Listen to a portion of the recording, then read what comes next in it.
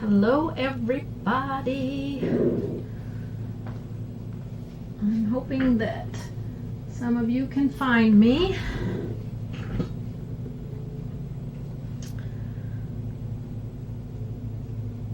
I've got myself up on a couple of places here and waiting for some viewers. I can see that people are waiting, but they aren't seeing me for some reason. And I need to know if I have sound. So if I have sound, let me know.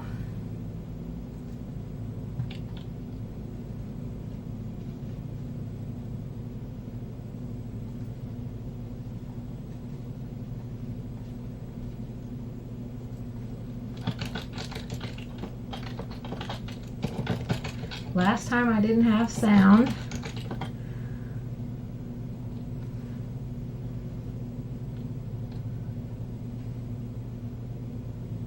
So if you're not seeing me, you might need to refresh. Let me share this.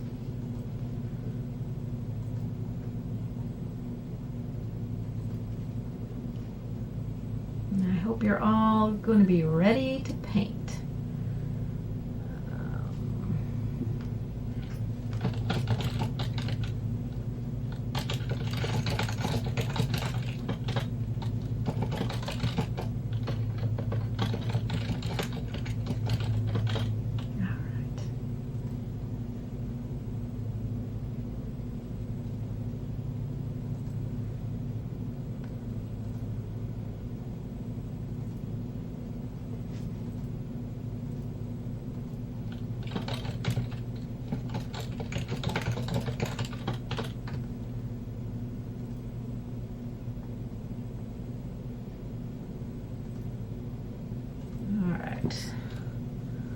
Let's see, I want to make sure that people can hear me because it still shows I have 4 in the waiting room, so I'm not sure what's going on. I want to.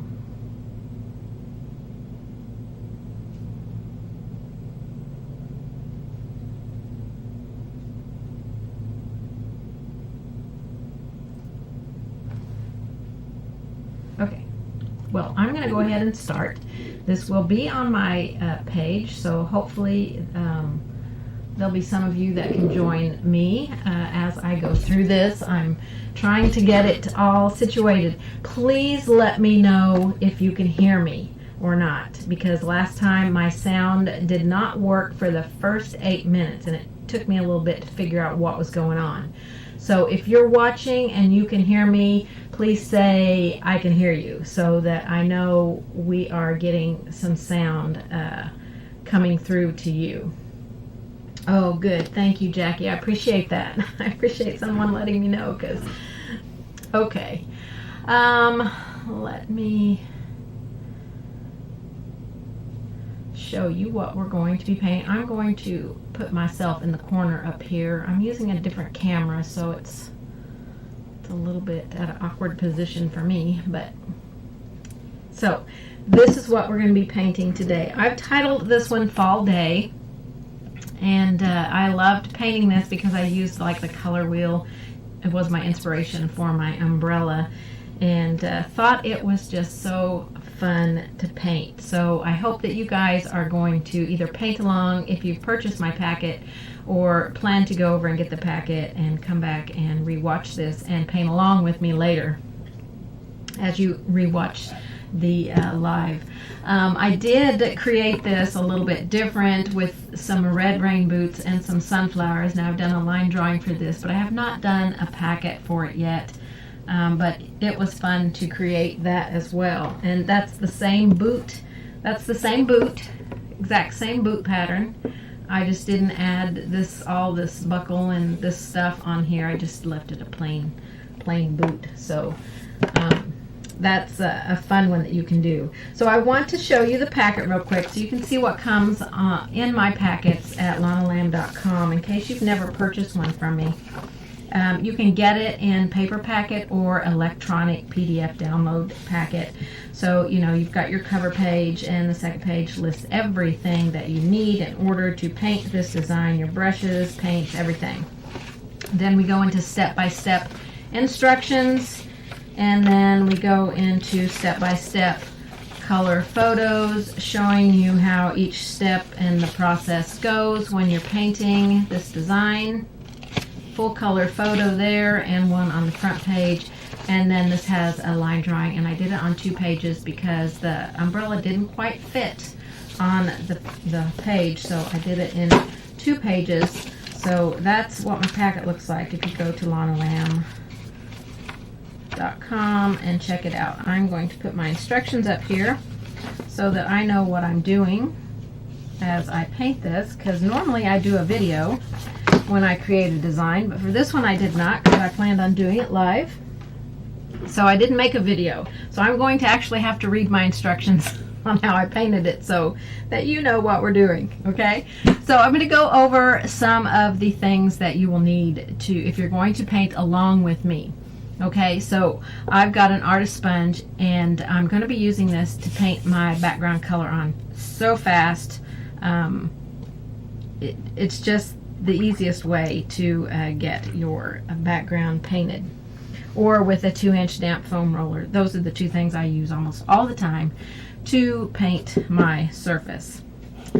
You'll need your surface, obviously. I'm going to be painting just on a board this time. My original one is painted on a gallery wrapped wood canvas. This is available on my website. This is a 10 by 10. I'm working on getting 8 by 8s and 6 by 6s. So I've just got a wood panel here which I painted white, because if I was doing a canvas it would be white to begin with. I started to put my line drawing on and was going to paint my background color over it and hopefully still be able to see my lines, but I thought, well, if I can't see them, that might be difficult trying to line it up. So all I did was the leaves, and I will redo everything. If my leaves show through the paint, great. If not, not a big deal. Okay, I've got some gloves so that when I paint my background, I don't have to stop and wash my hands. I can just take my gloves off and throw them away. A couple of stencils we'll be using. One is a Tim Holtz stencil, and this is his Speckles stencil. And I use this on the boots. And this one I use on the boots as well. This is my 1/2-inch circle stencil, and that makes the dots on the boots. And some brushes that we'll be using. A couple of flats, stencil brush, a 1/2 inch and a 3/8 inch angle. My flats are a 14 and a 10. I've got a 6 chisel, a 4 filbert, a 10-0 liner, a 2 round, kind of a smaller scruffy brush, a mop brush. And those are the brushes that I listed on my packet that we'll be using. You want your paper towel. Move this out of the way. And have it handy in case I need to look at it. Your paints, your water basin.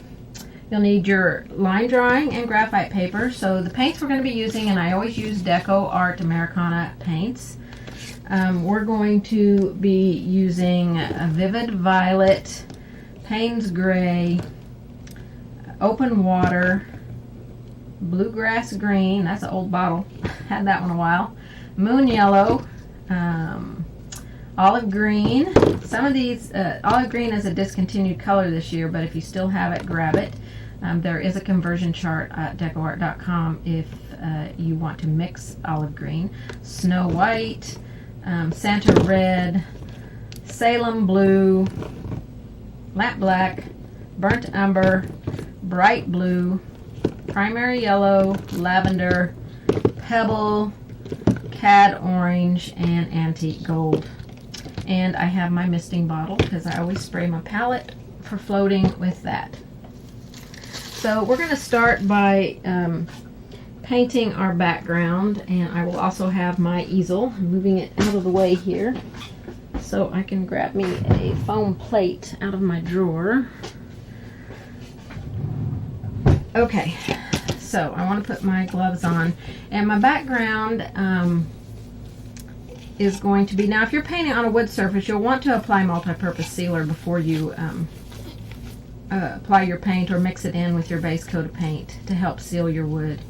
keeps the paint from soaking down into the wood and helps the paint stick to the wood, and you don't have to apply so much paint when you do that. I'll wring this out. We want it damp but not wringing wet, because that will thin our paper too much, or our paint too much. All right, let's see, what did I use? I used Salem blue and white were the only two colors that I used. No, that's not true, because I'm pretty sure I used open water at the bottom. So we need some Salem blue, some white, and some open water. And we're going to start at the top and work our way down to our darker colors. And I'll have to do this twice probably. I'm not sure I'll need that much white, but we'll put it on there anyway. So this is my second live. I'm going to start doing more lives, and I already know what my next one is going to be. If you can see behind me, probably not, since I've shrunk myself so small, but I've got a pillow cover back there that's got a crab on it.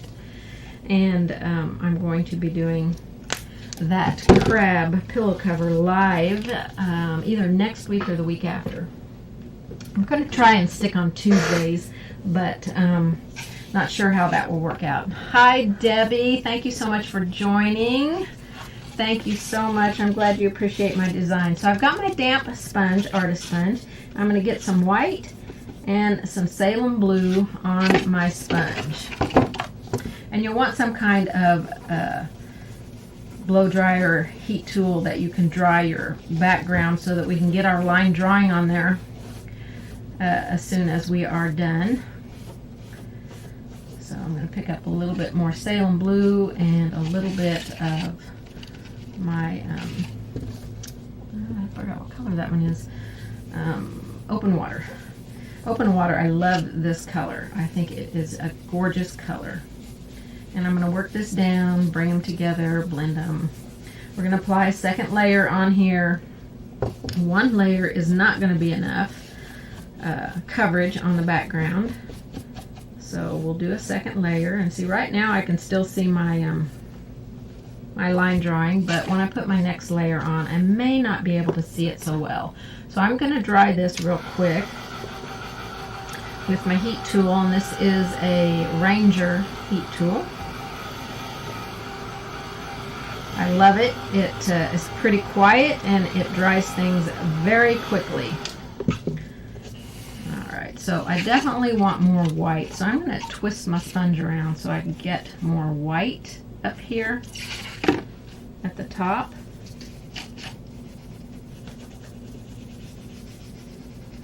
Because I want a more gradation of color here. You can still see some of that blue coming through. I'm going to grab my Salem blue there and start applying that. Maybe just a little bit more white. And you could even put some clouds up in here if you wanted. Alright, more Salem blue. And if your sponge starts getting dry, which mine feels like it's getting dry, my ceiling fan is on, I'm going to spritz some water here on my palette. I think I completely missed my palette. And grab some of that water so I can move my paint a little bit.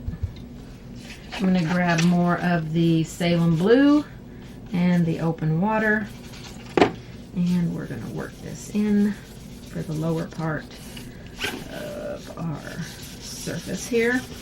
And I've just got some old papers here underneath my surface to keep from getting my tabletop all yucky.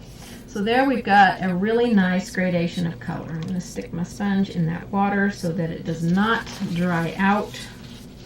You do not want your sponges drying with the water, you know, with the paint in them, because it will totally ruin them. Normally I would go and wash it out while my background dries. So I'm going to move this stuff out of the way. I'm going to give it a quick dry. I can still see one leaf here that I put on. Yes, you can use a brush to do the background. I like to use a sponge or a foam roller just because it's so fast and it gives me nice smooth coats. With a paintbrush, sometimes you can get a little bit thicker paint than what you need, and then you get ridges and stuff. But certainly you can paint your background with whatever tool that you have handy. Alright, that looks pretty dry.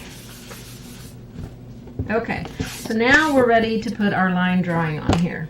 So I'm going to lay my line drawing on here, see if I can line it up with that leaf that I drew there. And that one I can't really see, I don't think.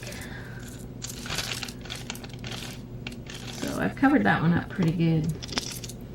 I'm going to try and straighten it up here. It looks a little crooked. And then I'm going to lay my gray graphite underneath it. You would ideally want to tape this down and not do it like I'm doing it.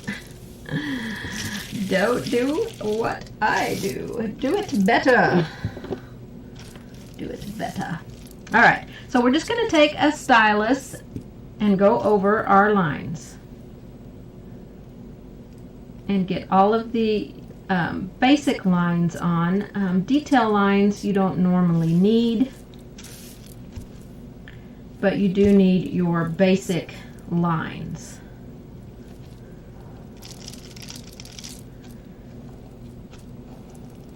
And then we'll start adding all of our color on here. Definitely tape your line drawing down. This is very dangerous, what I'm doing, as far as keeping your pattern where it needs to be, holding it like this without it being taped. So taping it down is ideal. I forgot to get my tape out, so I am just holding it. And if you have a hard time drawing straight lines like this, grab a ruler and lay your ruler down on top of your line drawing. And then you can draw it that way.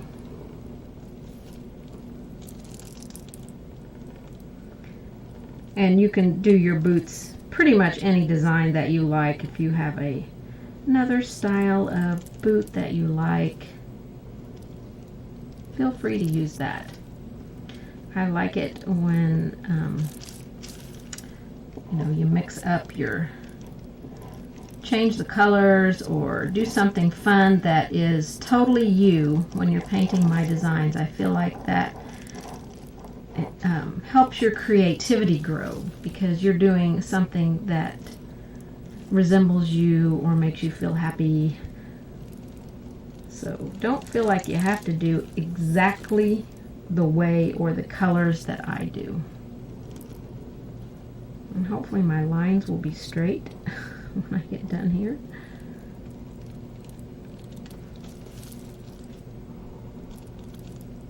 Let's see what I've forgotten. This line on the boot. I'm not going to draw all those circles on because we're going to use a stencil to add those.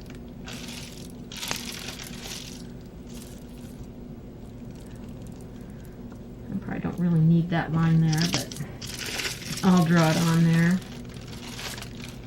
I'm going to lift up that side, then I'm going to lift up this side, and I think I got all my lines. So we're done with the line drawing until we're ready to put these little guys on. Actually, I could go ahead and put those areas on because we can paint those as we go. Line your line drawing back up if you're taking it off like me. I'm not going to put the buckle on. I'm just going to put the shape that goes there. Okay. Got that on there pretty good. So we're going to set our line drawing aside. We're done with it. Get my easel up here. Bring it up closer to you and closer to me. Got my stencils over here for when I'm ready to use them. And hopefully I'll stay in camera shot without getting in front of my palette. So we are ready to start here. Okay, first thing I'm going to do is take my misting bottle and spray water drops on the side of my palette. I always put those on there. They are for when I need clean water for floating. I'll bring that up closer to the camera. Maybe camera. Oh, focus. There we go. So I have all those little water spots that I can just go over there and grab some clean water. That way I don't have to stick my whole brush in my water basin and worry about the water. Let me grab this palette over here because it's got some white on it, and I'm going to use this white real quick. I'm going to paint the lower part of my boot in with white. Everything is going to take 2 coats of paint. Let me make sure that's what I did. Yeah. Okay. I have to look at my instructions. So I'm just using a large flat brush here. Paint it in. Take your time. Don't stress out. It's just paint. Relax. Breathe. Have a good time. I know the base coating part is the part that is the least fun. I'm going to grab a smaller brush for that area. But taking care with it is important because it sets the foundation for the entire painting, and we want it to be beautiful. So nice smooth layers, no ridges, no lumps, just some nice flat paint here. And if you've never painted with me before, Americana, Deco Art Americana is what I paint almost all of my designs with. I did do one that I posted on Facebook today where I used Tombow markers. That was fun, kind of a watercolor technique. I'm not a watercolor artist at all, but it was a lot of fun painting that in. Grab me a smaller brush here. Where's my smaller flat? Wake your brush up. Can't start painting with a dry brush.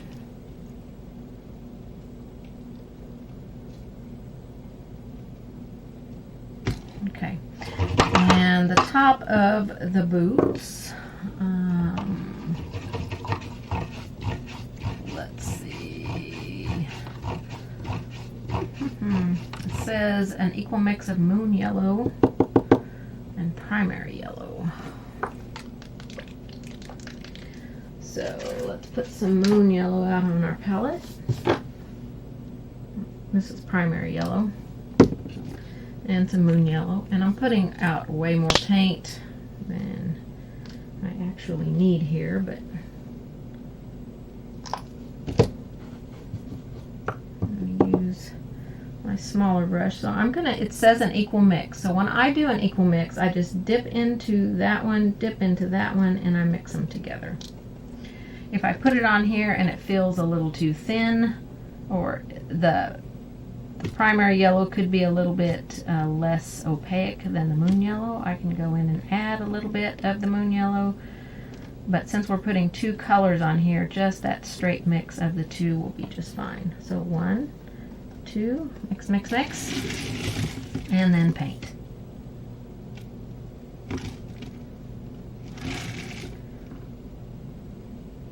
Nice smooth layers here. So I'm watching the chat, so if you have any questions at all, be sure and ask them as we go along.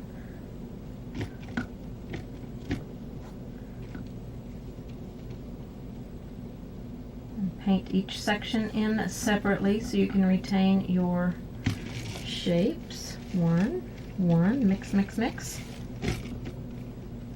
A little drop of water because it's a little dry.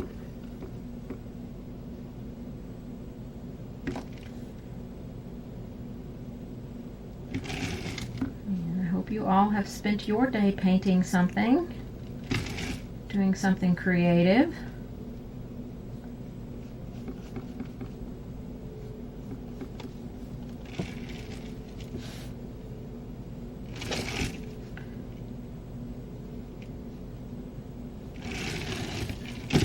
Okay, so we got a first layer on there. Okay, so the inside of the boots, let me lock that in place. My easel. Okay, well, my particular one that I have came from Creative Arts Lifestyle, but they don't sell them anymore. But Pinecraft Ink does. PINECRAFTINC Ink, INC.com. And actually, I'm going to be giving one away soon. I've been waiting to reach my 15,000 subscriber mark, so that I could give one away along with a bunch of other wonderful prizes, some brushes and lots of things that I like to use, some of my stencils and stuff. So I'm going to be doing a giveaway soon, and it is going to include one of these easels that I could not live without. If you have any kind of neck or back issues, they are perfect to get your project up closer to you and spin it around without touching it everywhere and worrying about getting, your fingers in something. So I've had 2 back surgeries, and so this brings it up to me, and I love how close it brings to me, So Pinecraft Ink is where you can get one. While I have my moon yellow, I'm going to base coat in my leaves. All of my leaves will get moon yellow.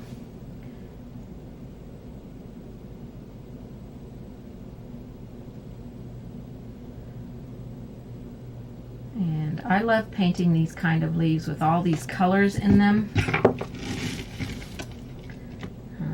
They're probably my favorite leaf. I've done leaves like these on several fall projects. I love just putting a variety of colors in my leaves. I think it is so much fun, and just really makes me think of fall leaves.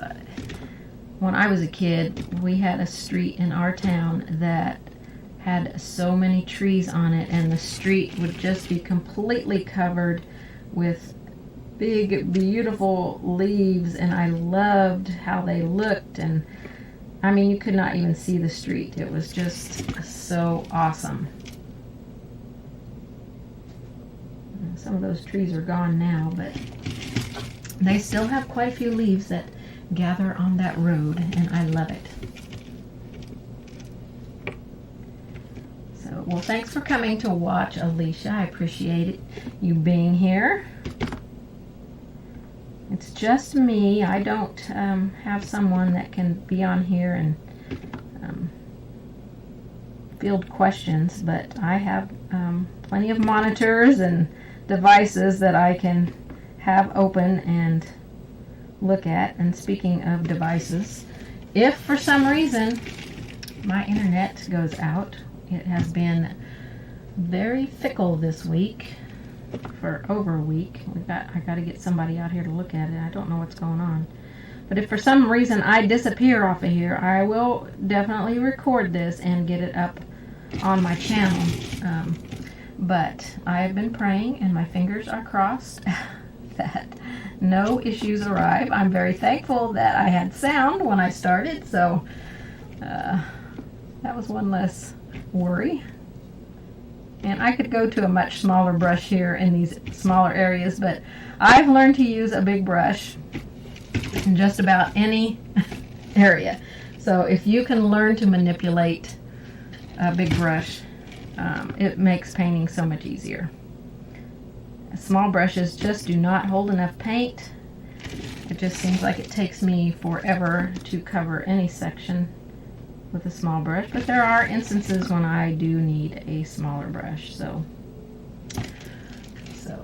Alicia, it sounds like where you grew up with all the leaves on the road. Yes, I grew up in a town in Kansas called Fort Scott, Kansas, and we still have family there, so we have grandkids there and children there, and we live in Missouri.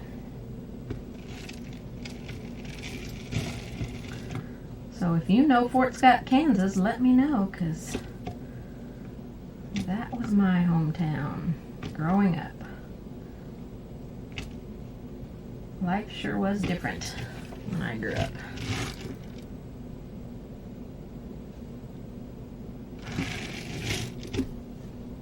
I know base coating just takes the longest, and you know, I thought about having it base coated before I started, but I thought no, I want you to see every step, you know, as we go along. So if you have questions, you know, you can ask the questions. I'm going to grab a round brush to do this other leaf because it's kind of in a tight place. So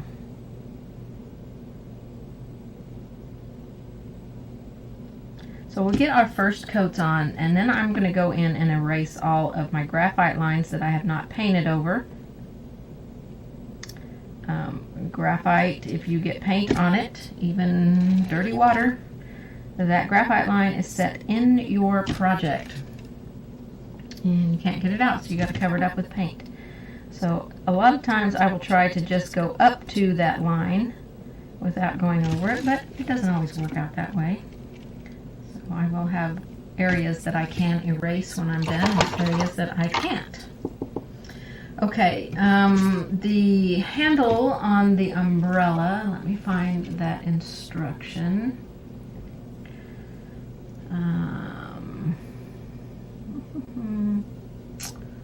There it is, Pebble and Snow White mix. So let me put some white out here. I've got that white on my plate over there, but I think it's starting to dry already.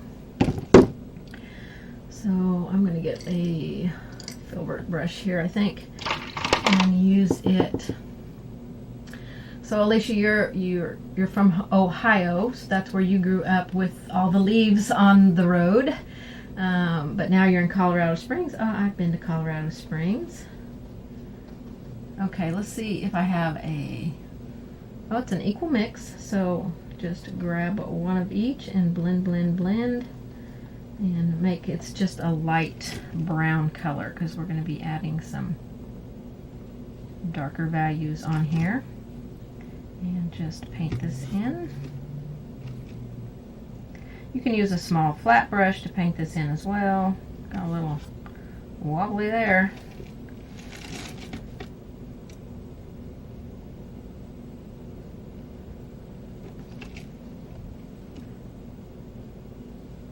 So if you have not yet subscribed to my channel, I really hope you'll do so. And comment and share my videos and like them, and helps my channel to grow. It took me forever to get to 15,000 because when COVID hit, YouTube sent an email out and they changed the algorithm. And mine never got changed back because I was getting like almost 100 subscribers a day. And then after that, I couldn't even get 100 subscribers in 3 months. So I've really been working hard to try and get that 15,000 so that I could do my giveaway. Okay, on the umbrella, the metal topper here and the part here are dark gray mix of white and black. So you're just going to mix them and get yourself a dark gray value. If you use these kind of paints and you've got like a slate gray or something, you could use that if you don't want to mix, but I like to encourage you to mix because you know it might be sometime, I mean through this whole COVID thing it's been hard to get some colors, and if you can learn to mix the colors that you need when you don't have them, that makes it so much easier.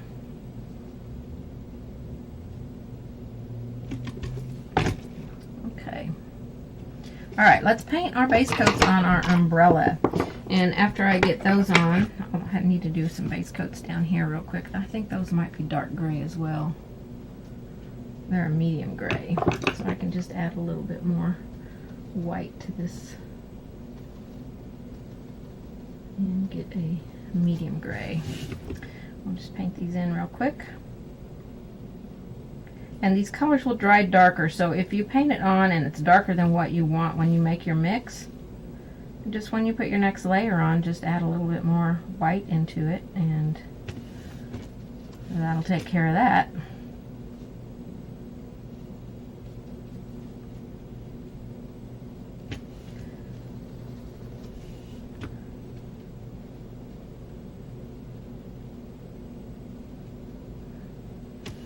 Alright, so our umbrella, we've got some really pretty colors for our umbrella. So let's see what color. Alright, so we start out with yellow here, and it is a mix of white and primary yellow for the first coat, because the primary yellow doesn't really want to cover up the blue. So I'm just going to mix these two together, a little bit of white and primary yellow. This is my undercoat, but when I apply my second layer on here, it will just be primary yellow, which is very close to moon yellow, so I probably could have just undercoated this with moon yellow. Go ahead, just a touch more primary in there. Using my larger brush.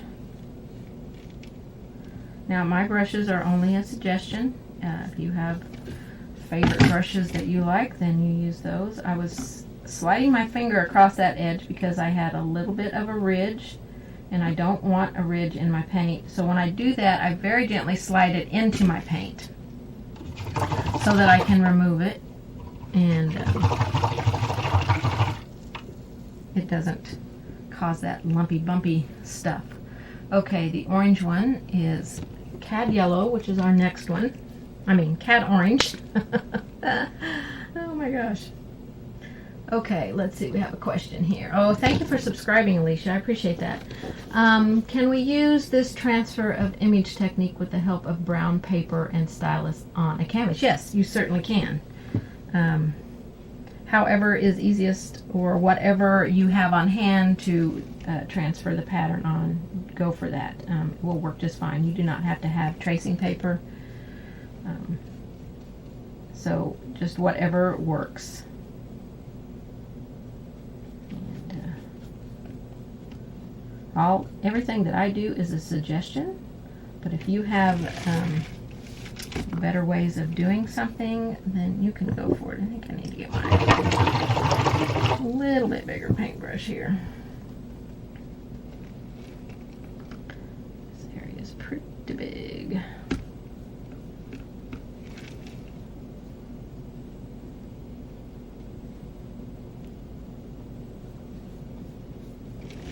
Alright, so orange for the next one. And you can paint your umbrella just all one color. If there's a particular color within this palette that you like, you can paint it all just one color. But I loved the idea of making it the color wheel. Okay, Santa Red is our next color.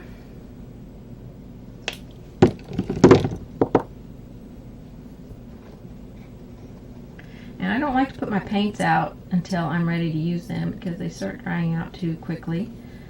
You could use a wet palette if you are someone who likes to use a wet palette. I never got quite comfortable with them, so I don't use them. But if you do use them, they're always great to use to keep your paints from drying out. Just make sure it doesn't have too much moisture to thin your paint too much. I guess because I'm a fast painter, I never worry too much about my paint drying out. So, alright. Our next color is going to be Vivid Violet. I love this color. Hi, Sandy. Aw, thanks for stopping in, girlfriend. Sandy McTeer. She is an amazing artist, you guys. You need to check out her YouTube channel, Sandy McTeer Designs. Is that what it's called, Sandy? I don't want to give them the wrong name. And her Facebook page, Sandy McTeer Designs. And oh my gosh, she's an amazing, amazing artist. A great friend. I love her to death. Thank you so much for stopping by, Sandy. She does amazing work with art journals, and she has a group, art journal group, so you might want to head over to her website, Sandy McTeer Designs, and join that group. I I think it's still open. Sandy, you can put on here if it's not, but I love that group. I don't get to stay caught up on everything, but oh my gosh, I'm learning so much. Love her group. So check her out. All right, Vivid Violet. Then we're going to Lavender. So we've got Lavender. I'm going to go ahead and put the next colors out because they're smaller areas. Bright Blue and Bluegrass Green. Thank you, Sandy. It's a fun one for me to do. I love it too. And then Olive Green. So I've got the next 4 colors out here. And we're just going to go ahead and paint these others in. And I'm going to quickly paint in the second coats on everything. So that's a good time if you've got questions to ask. I can be watching for those questions.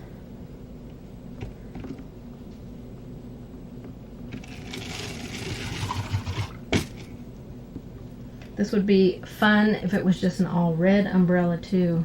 I almost did it all red, so I think that's why when I painted the other one with the sunflowers in it, I painted the boots red, because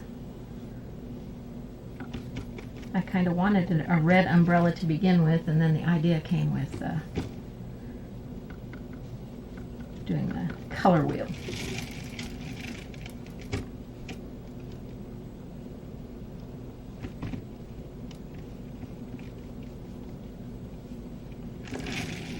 All right, then our green.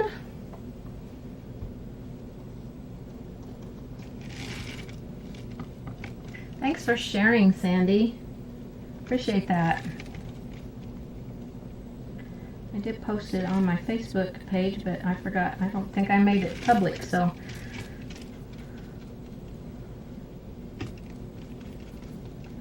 So yeah, base coating is the least fun thing because it takes the longest to do. We just want to get to all of the beautiful designs on here. But second coats for me generally go pretty fast because when I paint second coats on, I'm just filling in the gaps where the paint missed on the first layer. So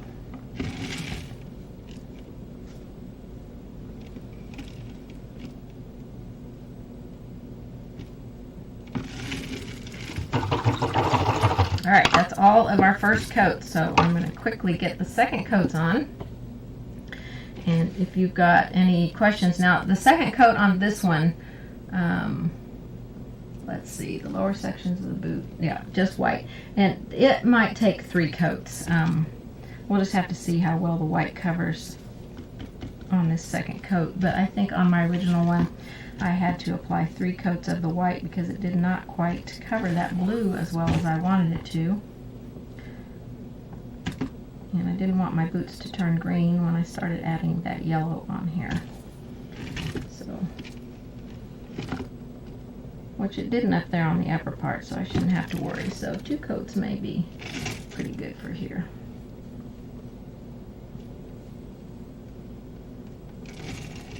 Nice smooth coat. Debbie, you can't get over how fast I paint. You're pokey compared to me. I am, ooh, pick that purple. I am a pretty fast painter. I don't know how I developed that skill. I would just spend hours a day just painting and painting, and the more you practice, the better you get. You know, the more you paint. And, oh goodness, I'm picking up all kinds of colors in that white there. I do have to put yellow on it, so I'm not going to worry about that little bit of yellow being in there.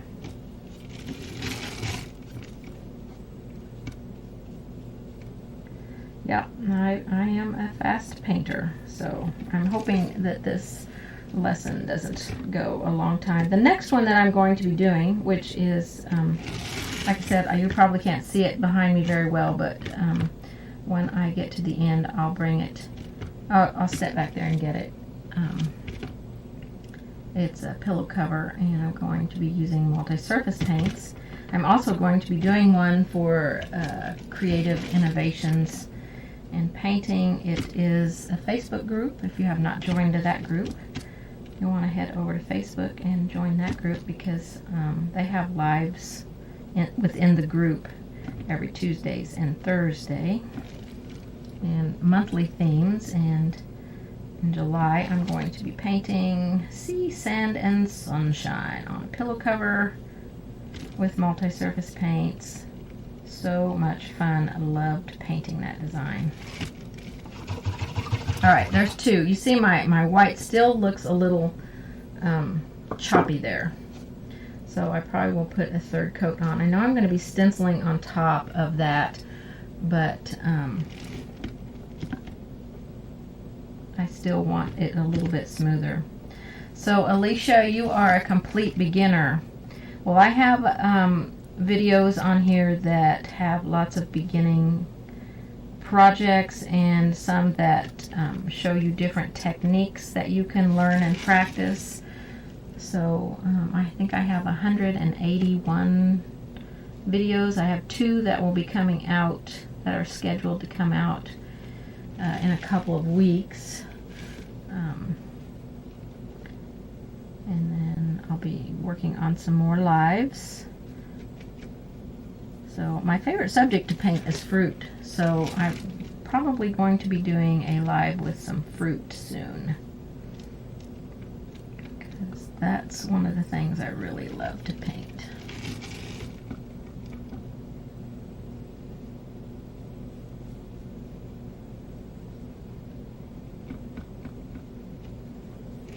All right.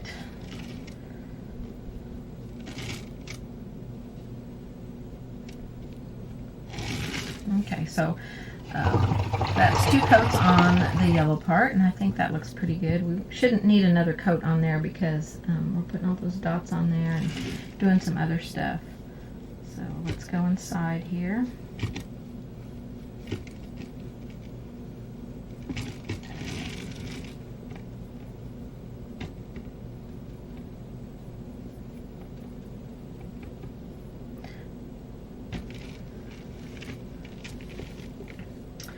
Okay, Alicia, where should you begin in my opinion? Well, learning how to, if you're wanting to do decorative painting, which this is the style of painting that I do, learning how to do nice smooth base coats is important. How to prepare your surface is very important. I have some techniques videos showing you how to shade and how to highlight by floating, because decorative painting uses those type of techniques, although you can develop skills to do it without floating. There are some teachers out there that teach shading and highlighting without floating. Floating is definitely a practiced skill, so a lot of people get discouraged. And trust me, when I first started, I didn't think I was going to get that floating stuff down for nothing. So, but I kept at it and developed a way that worked really well for me, and that's what a lot of painters do. Once they get going on learning to do something, they develop a way to do it that is easiest for them, and then they can teach others, so that you have lots of options on how to do different things.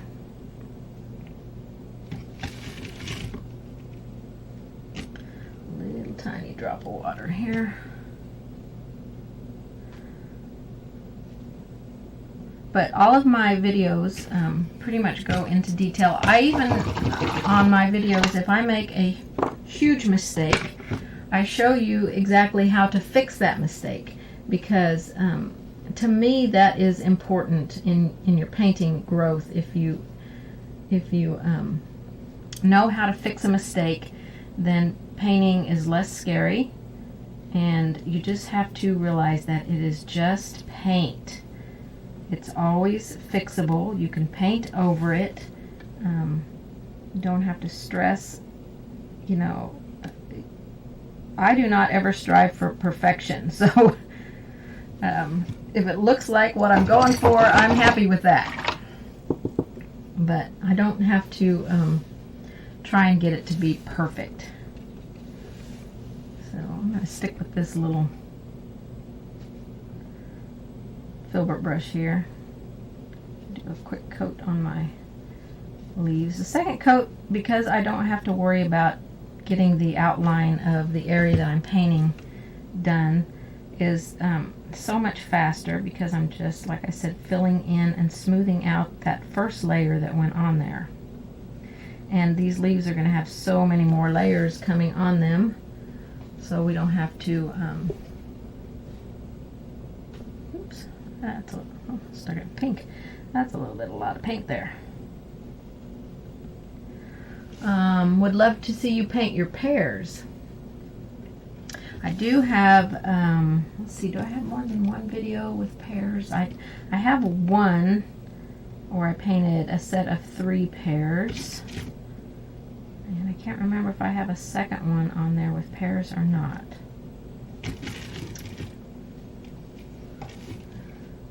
But yeah, fruit, that's what I love to paint. I really desire to be able to learn to paint ocean scenes.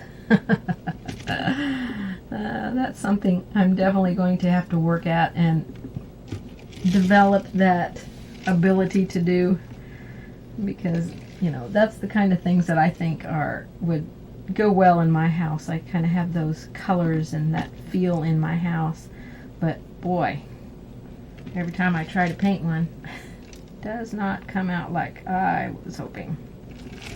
But I keep practicing because I know that I will eventually develop. Did I paint this one? Can't remember. Looks like I painted it. I will develop a beautiful ocean scene if I just keep practicing. And there are lots of websites where you can get inspirational photos to paint. Lots of tips and techniques, Alicia. If you go to Deco Art's YouTube channel, because this is the paint that I use, they have a lot of short videos showing you how to use different products, how to create different things. I have one for floating on there. I have several on there. Show you how to paint on fabric and different things. So, you know, you might want to check out their channel and watch a lot of their videos, because they have a lot of great painters that do videos for them, and a lot of great products, and you can learn a lot of techniques. You get a lot of information that you can then go and practice and use in your day-to-day painting. But, you know, a lot of people get frustrated when they start because they want to be, first of all, they want it to look just like the teachers. And even when I go to a class, mine does not look like the teachers.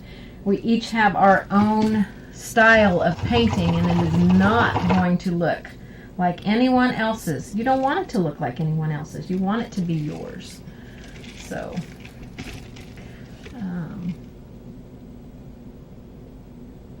used to be really into painting, but had 5 hand surgeries and lost a lot of dexterity. Yeah.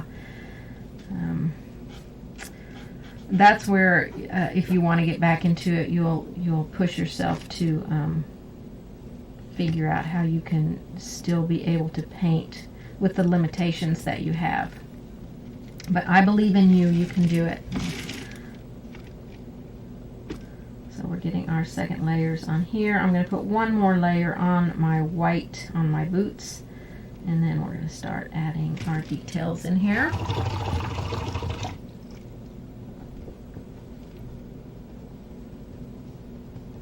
So when I rinse my brush out when I'm doing my second coat, I leave a little bit of water in the brush. When I wipe it on my paper towel, I don't wick out as much water as I would normally, so that I can have my paint just a tiny bit thinner.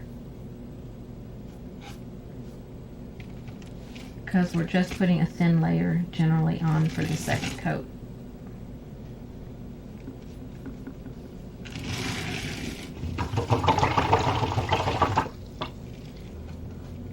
Get all the red out of that. Now, I don't know how many of you have a water basin that has the little ridges down in the bottom. You do not ever want to rub the tips of your bristles across that rib, because that is what is going to damage your brush. When you're rinsing out in there, it's the ferrule up here that you're rubbing across to help push the paint out of the brush. If you rub the ends of your brush across that, then you're going to just damage your brush all up. I know when I'm going over there to my water, it probably sounds like I'm just scrubbing away at that brush, but it's the ferrule part that I'm putting against those nib things, those bumps that are down in the bottom. I'll move to my smaller brush and go to my next color. Need a little bit of water.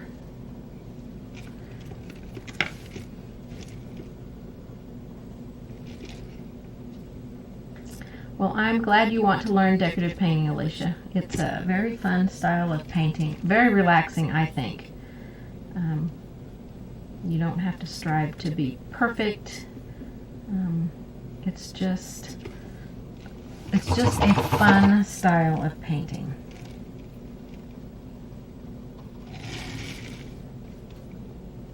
I love teaching it. I love how relaxing it makes me feel when I paint. Just the motion of painting and not having to think too much.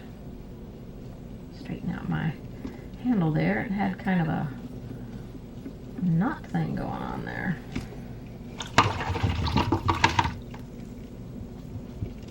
All right.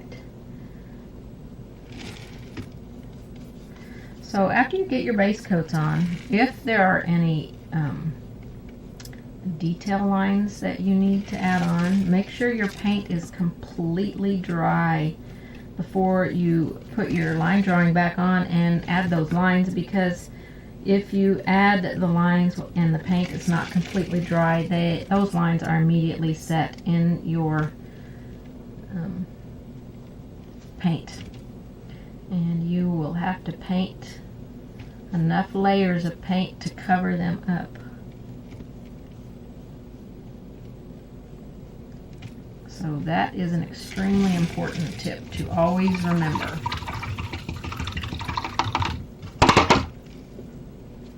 Alright, our olive green on here. I got something in there. Make sure the water's off of your ferrule too. You don't want that rolling down and causing a big puddle, especially when you're working with a small brush. I've done it many times. I still do it to this day. Get going really fast and all of a sudden there's a big drop of water rolling down my paintbrush. Alright, I'm going to put another quick coat of white on the white areas of the boots. I'm going to erase my graphite lines, and then we're going to start adding details on here.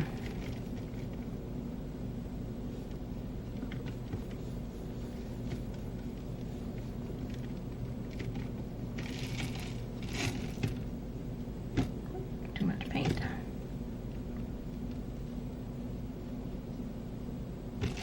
You will learn as you paint more when your brush has too much paint on it.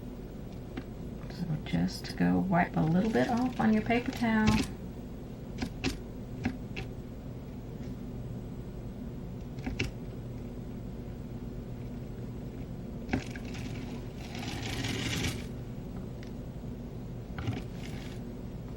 Fresh paint works much better than dried up paint. And I don't know how many times I want to stop and open a bottle and put paint out, and I've just kept trying to make that dry paint work for me.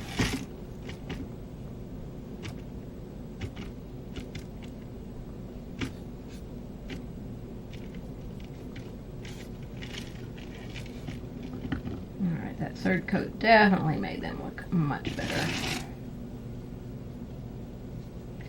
White is just, you'd think it would be the most opaque color in paint, but it is not. It is not.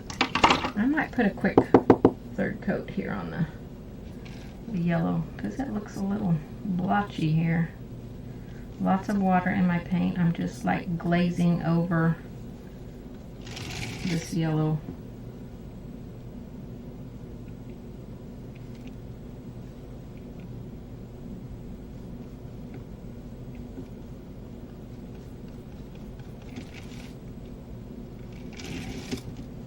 Didn't quite cover up all that blue underneath.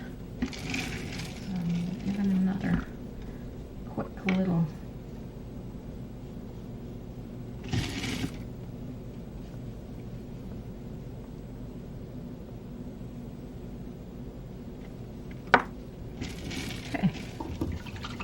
all right, 2 layers on everything, except for this has 3.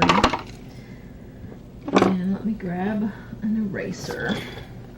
And I'm going to go up here and erase graphite lines. Now, the ones that I put on before, that I put paint over, those will not erase. And I can still see them. I could make my leaf come out farther with those. I won't worry too much about it on this one. I just want those lines off. They distract me sometimes, and I don't want them in my way. Eraser shavings, go away from your paint. Trust me, I have done it the opposite direction, and it's very frustrating when you pick up a little bit of paint and all of a sudden you've got eraser shavings all in your paint.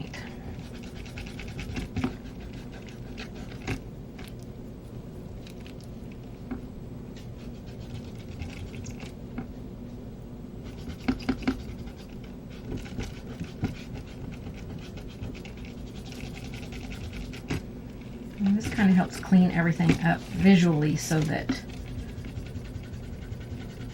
everything just looks like it's ready to go.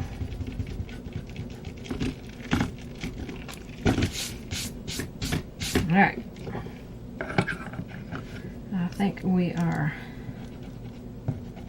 pretty good to go here.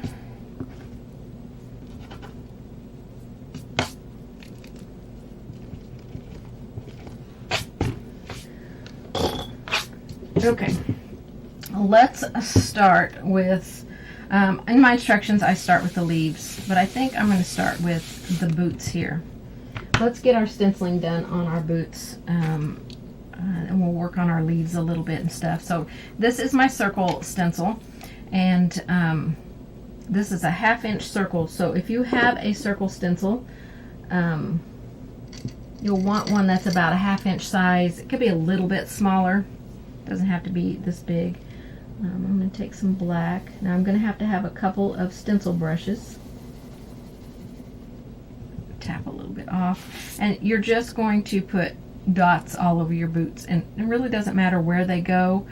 Some of these I'll want to be half of a dot. Let me grab a piece of scrap paper here.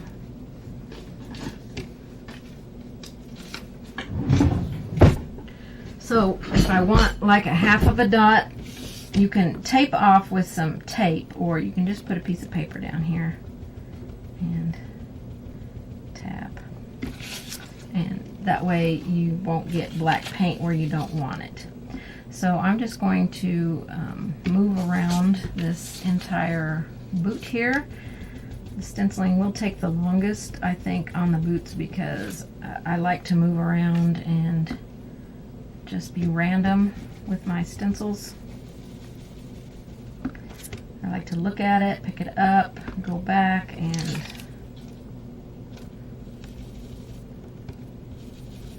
see where I want the next one. More black.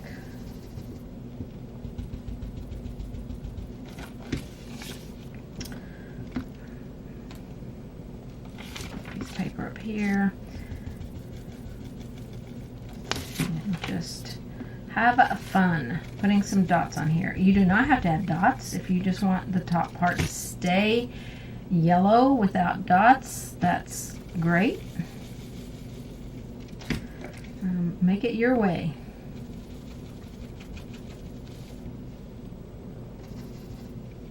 This is where you get to have fun and be a little creative. I'm gonna block that off.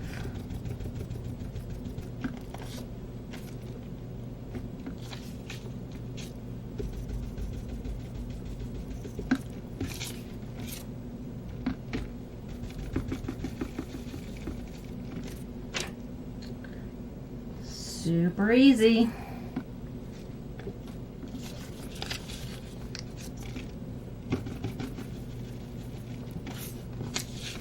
I think I need one here. Okay, I think that particular boot is pretty good for dots, so I'm going to move up to this one.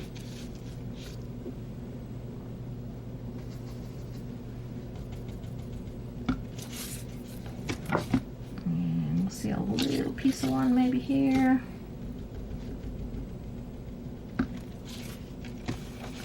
Maybe a teeny tiny piece of one here.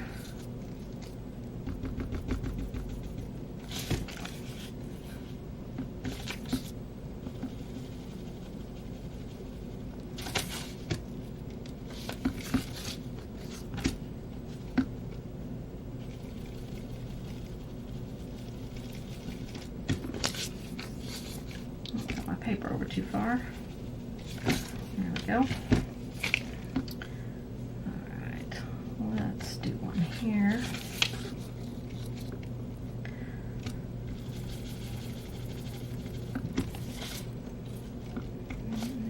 And one here.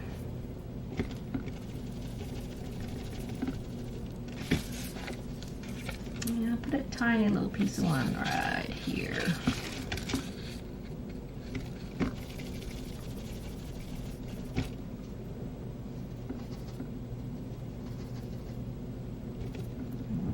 In that paint. How I got moisture in my paint was I just went to my paper towel that is sopping wet right now and put a little bit of moisture in there. I think I need to have a little part of one over here. And so that made my paint a little bit wet so that as I'm doing my dots, it moved around, it went on a little bit easier. Okay, so that's it for the circle stencil. And then the stenciling on the boots here. Let me go to the next page in my instructions because it has the boots. Antique gold.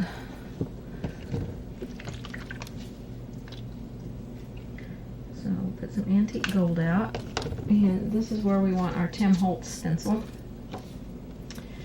And I just laid it on here and covered all of the white parts. Let me grab a second stencil brush. And covered all of the white parts with this antique gold. And again, you can use a piece of paper if you feel like you can't stay within your boot here.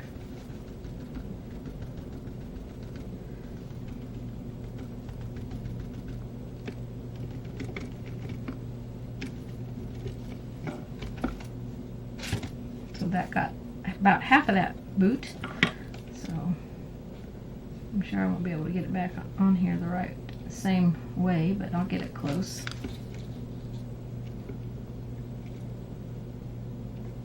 Or maybe I won't. There we go.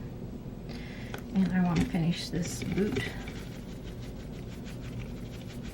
And you really won't be able to tell where one boot starts and one ends until we do our shading on there. Do some up here on the upper part. So don't feel like you have to be super careful. Now when you're ready to clean your stencil, I have stenciled this one I just cleaned today and I had paint on it from who knows how long. I just take it to my sink and squirt some hand sanitizer on it and let it set for about 30 seconds. And then all of the take an old toothbrush, a soft toothbrush, and it all comes right off. I've never had an issue with getting paint off of my stencils. Okay, so just a few dots on there with your Tim Holtz stencil, and we're done with our stencil. So we can put those brushes aside. We're done with those. All right, let's work on our leaves and get those done, because they were actually the next instruction. And what did I just do with that instruction? Well, there we go. Okay, so on my leaves, I just put floats of color on here. On the bottom part of the boots, I used, hi Joanne, thank you. Oh, not that one. I used Tim Holtz Speckles design, THS021. So I can't remember where I got mine. Deco Art does sell a few Tim Holtz stencils, and I may have gotten this one off of their website, but actually this says stampersanonymous.com right there on it. So wherever you can purchase a Tim Holtz stencil, you might want to grab that one. I really like it. It's a fun one. So on my leaves, I did different colors and just kind of washed them in very messily. The end result turns out so cute, but it's really just kind of a messy wash of color. I'm going to go to a angle brush here. And you can use any colors within your palette. The ones that I used were Cat Orange, Santa Red,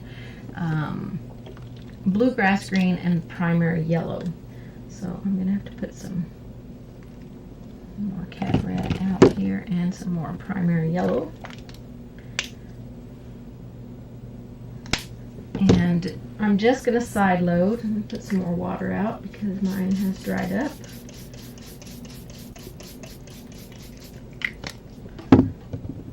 And yeah, Debbie, that stencil is really fun. And I have another one that's, I forget what the name of it is, that's a Tim Holtz stencil that I like a lot too. That's it's kind of like burlap. Maybe that's what it's called, burlap.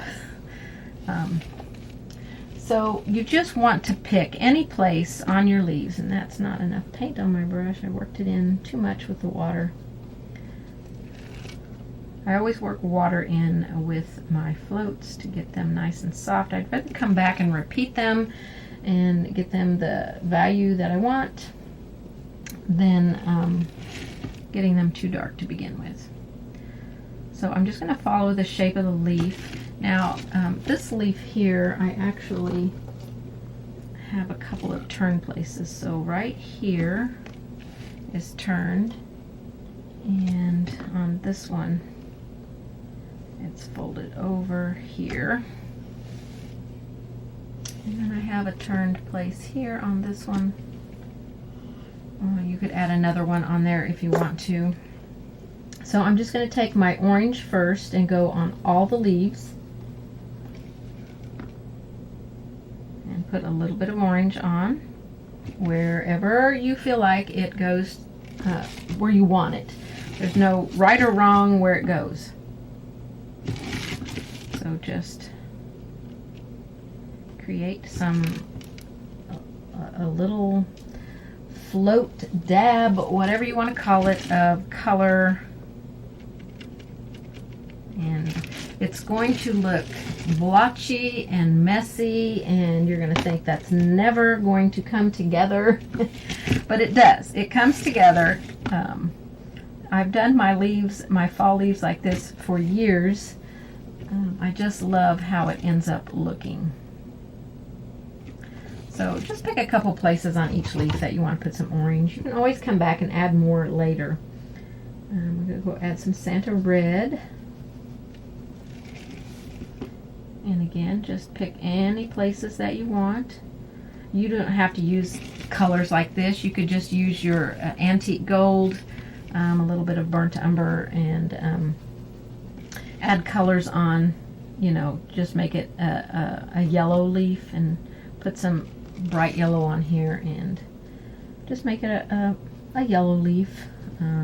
You've got a favorite tree that has leaves on it that you've always loved the color of, then you can do them that way. No right or wrong here. Fall leaves can be such a huge variety of colors. Okay, so that's some red on there. Leaves go pretty quickly. Let's add some of the bluegrass on here. This bright green, I think, is so pretty.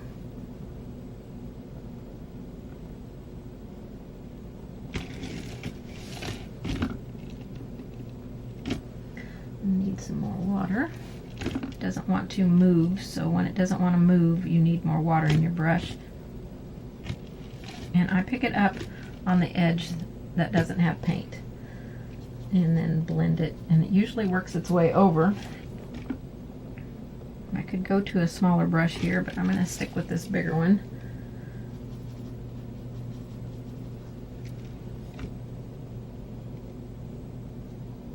And we'll be coming back to repeat all of these because we want them to be kind of bold.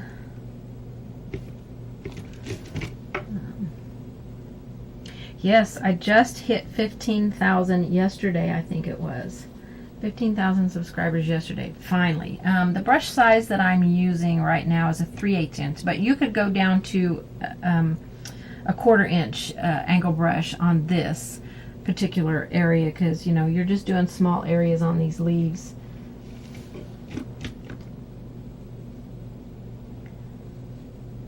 Use whatever brush that you like to use to float, whatever feels comfortable. I always encourage you to use your favorite brushes. I'm going to put some yellow on here.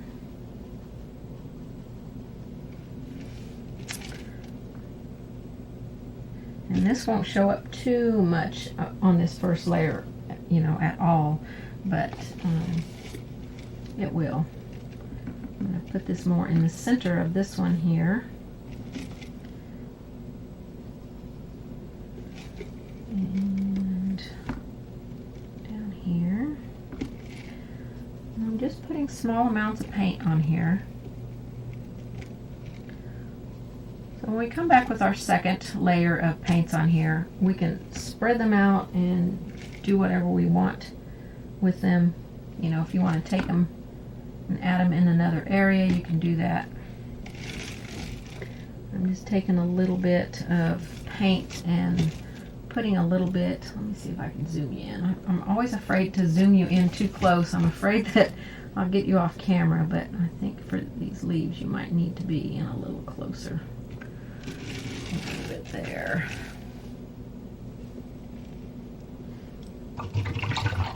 Okay, I'm going to go back over. Let's see, make sure I didn't miss any colors that I had. So I'm going to go back over all my colors and just brighten them. This is going to really make them pop now.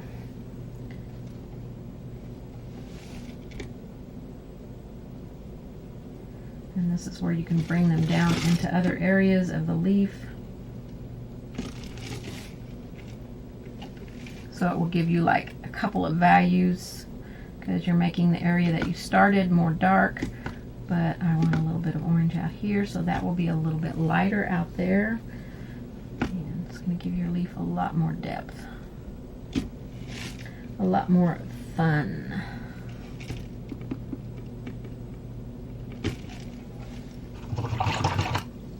Okay, let's go to our red. A little bit too much water there in my brush. And I'm going to bring a little bit of that red out into the leaf a little bit more.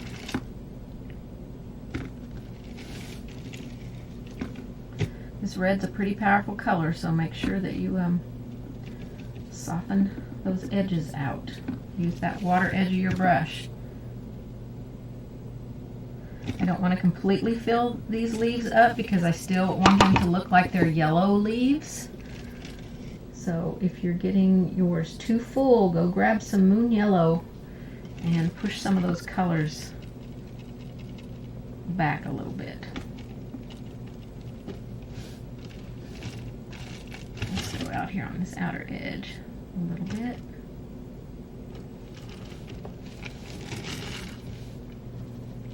You let me know if I'm getting you off camera. I'm trying to watch the monitor up here, but I zoomed in, so I more than likely will be off camera at some point. So you just let me know.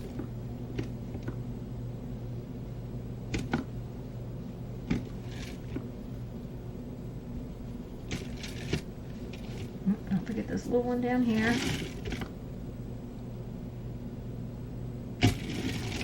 Okay, let's go back with our bright yellow, our primary yellow here. And I'm going to put some of this on my curved edges. Bring them a little bit more forward, and anywhere else that you want to add some brightness, this is the color you want to use, this primary yellow, because we base these in with yellow, so this primary yellow is going to make everything really pop on these leaves. Am I off camera yet? I feel like I'm off camera.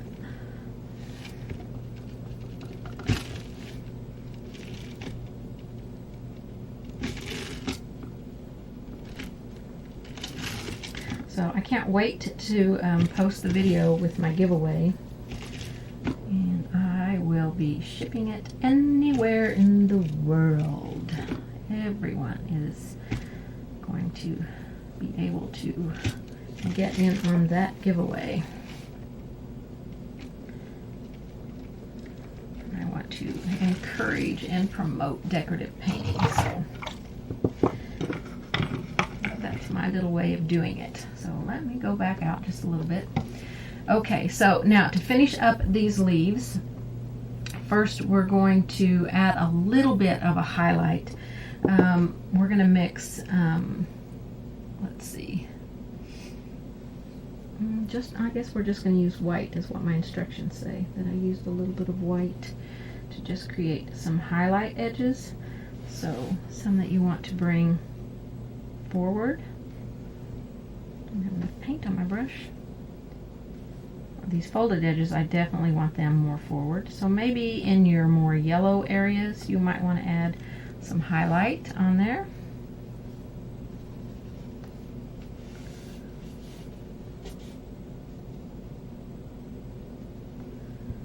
Little tiny bits of white. Put a little bit there and a little bit here. Not enough paint. Go on this edge because it looks like it needs a little highlight. So just work your way around. One time should be enough, but you know how white is. It fades down in there so easily. Sometimes you want it to fade down in there, and sometimes you want it to be more on top. So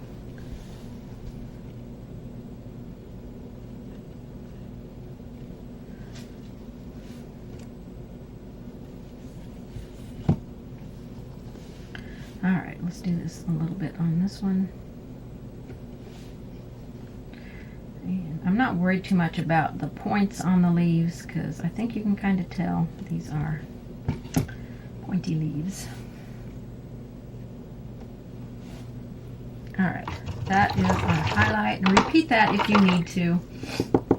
Okay, and then our stems, we're going to do our stems. I'm going to get a detail brush here. I used a bluegrass and a little bit of black, and that black's kind of dried up. So you see right there, I wanted to dig into that black and get some. You know, when you're painting, you just don't want to stop and take time to put some more paint out. It just takes too much time. So I'm going to paint the stem in. More water. drawing some veins off of it, as many as you want or as few as you want. It's your leaf.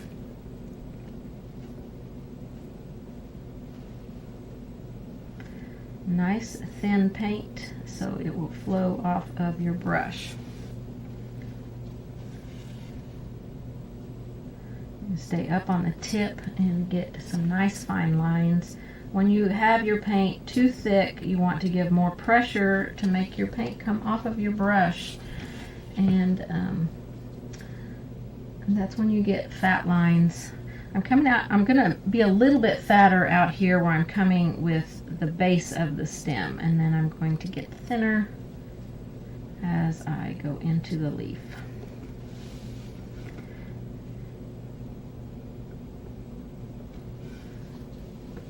And just continue to pick up more water.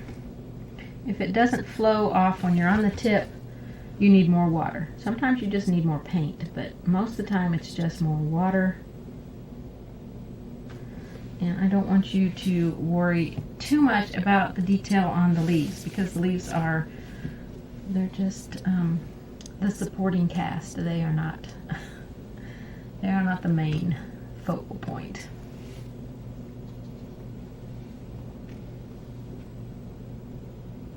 Thanks for coming, Debbie.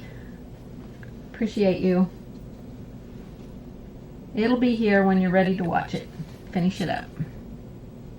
Oh, my brush is coming apart. Let me grab a little bit of water out of the basin. A little bit more water in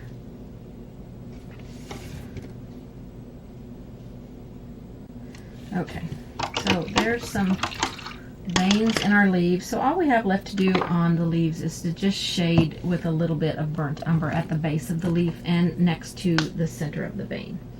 And then they'll be done. And you can't see my burnt umber on my palette, so I'll move it up here. There it is. I'm just going to keep with my angle brush here. You can go to a small flat, whatever brush you like to use. I love to float with flat brushes. They're probably my favorite brushes to float with. So I'm just going to put some of this at the base, and then a little bit alongside the center vein, and this will finish up the leaves. Now on this one I'm going to put it all the way next to the boot, and then a little bit up the center here. This is a very subtle shading. You don't have to get it super dark. I mean, you can always come back and darken it if you feel like it needs it, but we're keeping it fun and playful.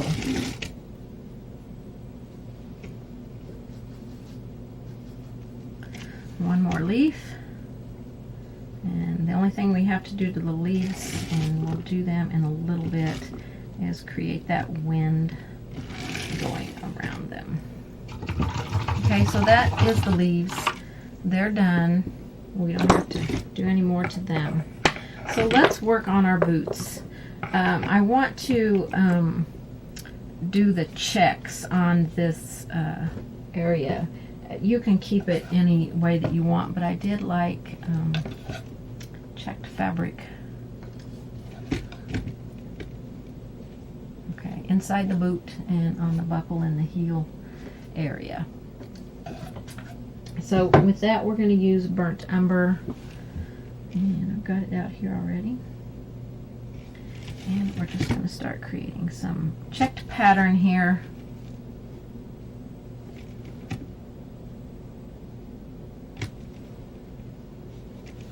Oh, thank you, Jackie. I'm glad you're loving the colors. I love doing my fall leaves that way. I just think it just really, it's like a statement. And I just love doing my leaves that way. So we're just going to create some checks on here. We're going to have our buckle going over here in a little bit.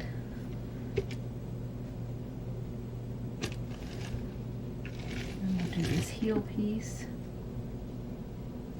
Stay up on the tip of your brush. Add a little bit of water to my paint, and then just create some plaid on here. Now on the inside of the boots, we're going to create some lines coming down. And we're going to add some yellow along the top there because we need the outer edge of the boot to show just a little bit. And then we're just going to go across.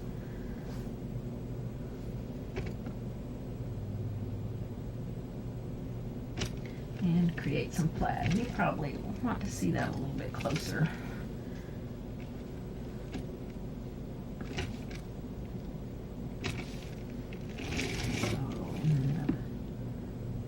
Anytime you need me to zoom in, just type zoom in, because on my monitor I can see pretty good everything, but how you're seeing it I'm not always sure. So if you need me to zoom in, just let me know. Like I said, it's just me. I don't have someone that can sit and read comments for me. I'd like to hire my grandson to do it, but I'm afraid he'd be bored out of his mind. Okay, I'm going to quickly add some yellow along the edge. I'm going to take my primary yellow and my moon yellow because I want the outer edge of the boot up here to be showing.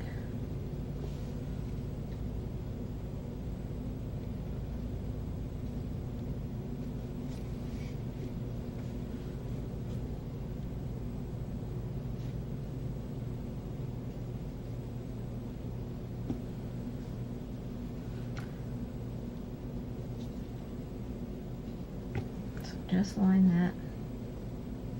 I'm just mixing moon yellow and primary yellow.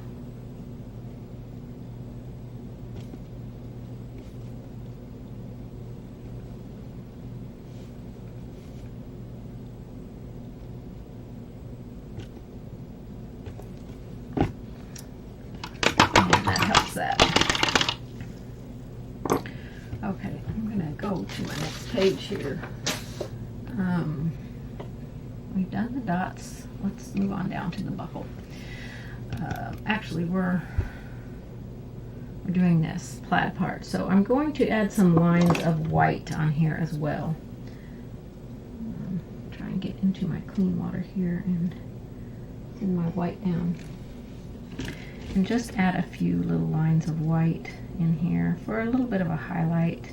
It's not really that we're adding white checks, we're just adding a little bit of a highlight. We still have our buckle, all of our shading to do on this stuff, but small areas, so it will go super, super fast. And we want to go both directions. With some highlight.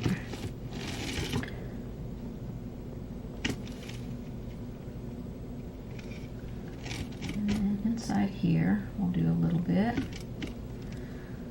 I cannot get my paint thin enough here, the way that I like for it to flow.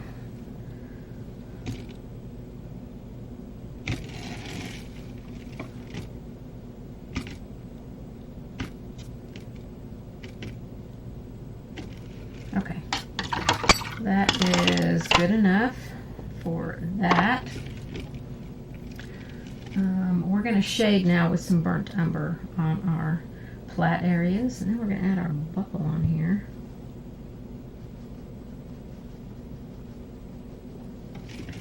So we shade at the back.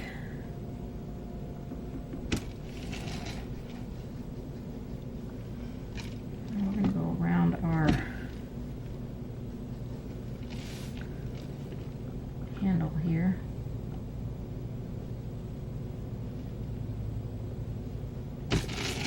And we'll go up the back.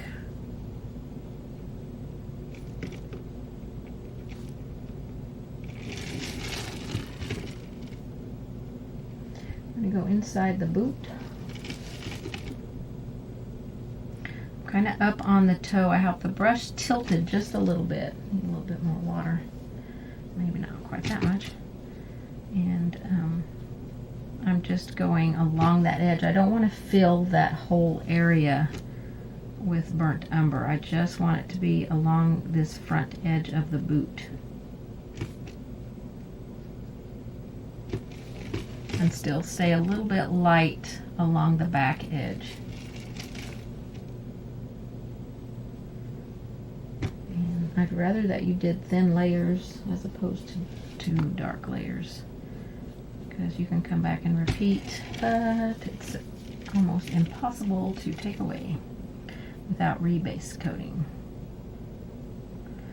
So I'm going all the way around on my plaid. I did one side and it should be dry, and now I'm just going along the other side. So at any point that you feel like you need to repeat that, you can. I think right now it looks okay. I'm not going to worry about repeating it. I'm going to draw my buckle in, but you can bring your pattern and put it on that way. So we've got the middle part that goes here, and the middle part that goes here, and then there's a metal piece that goes over that. Okay, just a rough drawing in there. So we're going to fill that in with our gray value, white and black mixed together. So I'm going to do like a medium gray.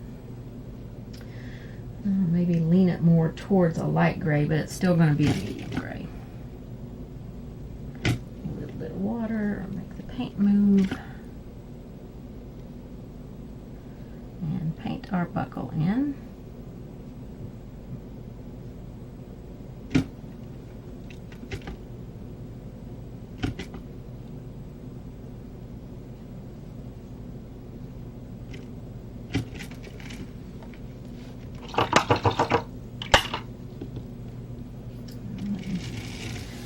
This little thing here.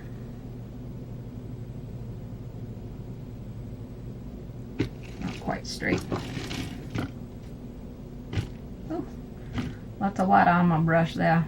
Got water running everywhere.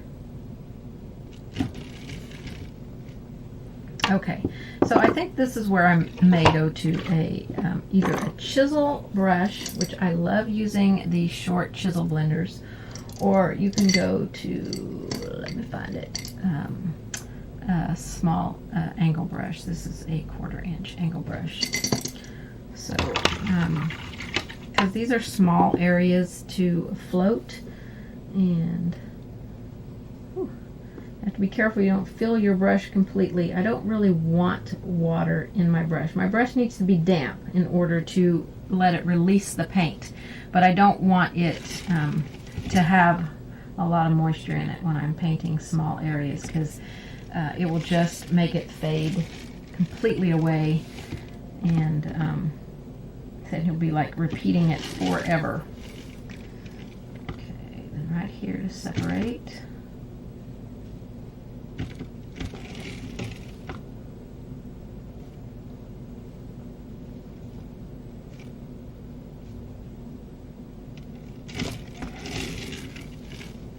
We're going to go underneath on this side to make it look a little raised up. And inside here we'll make it look a little raised up. This is where you got to be up on the tippy toe of the brush here.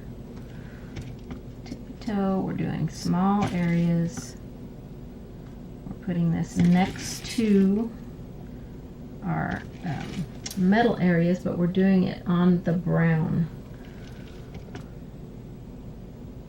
I need more paint.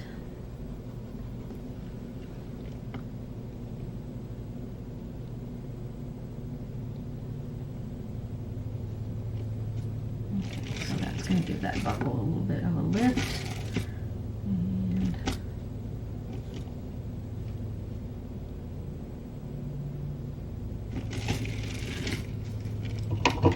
Now we just need a highlight on that with some white. The buckle is super, super easy. I'm trying to get some of that moisture out of my brush. I want to not have a lot in there with doing white, so I don't have to repeat it a bunch of times. So actually I'm going to do a little back to back here. Give that a little bit of a shine. I want it on the very tip here, and some down the center, and over here, and over here. So we got our shiny little buckle, a little bit bright on that edge right there. See if I can take a little bit of that off. Actually, I'll just add a little bit of gray to it. Or a lot of gray. This is one of those vicious cycles, I can already tell. A little bit too much, a little bit not enough. Okay. That looks pretty good. I might darken right here next to this tippy toe of the brush just a little bit.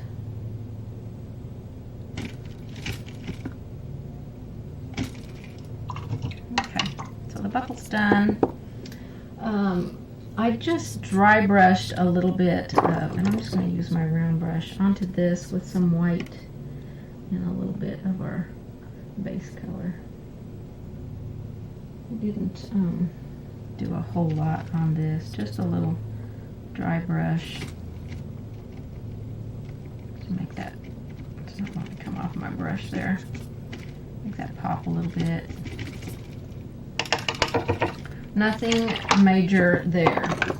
Okay, let's move on to our boots. I'm actually going to stick with this 3/8 inch angle. Okay, we're going to shade on the yellow area, and we're going to do it with black, but we want to keep our black pretty sheer. So work it into your brush with the water that's in your brush, still just on the toe of the brush, and it's going to make it a nice soft color. Again, you can come back and repeat, but it's hard to take away, and I need just a drop of water. That is. So I'm going to go around this part here. I'm going to grab my mop brush. Oh, that's not my mop brush. And see if I can't try and keep that smooth. Of course, that's already dried before I could get my mop brush over here. Since I'm using black, I'm going to go right over these dots.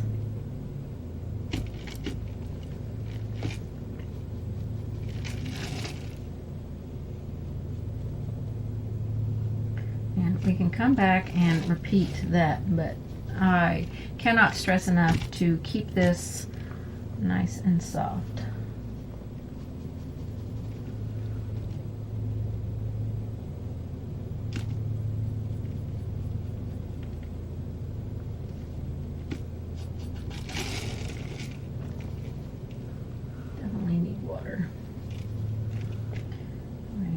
Beside this one, create the separation of our boots here. All the way up. This is extremely soft black here. Not the color soft black, just soft in your brush, because I'm really working it in to where it is sheer in my brush.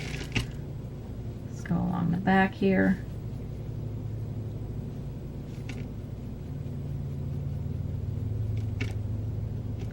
We're going to go around this buckle.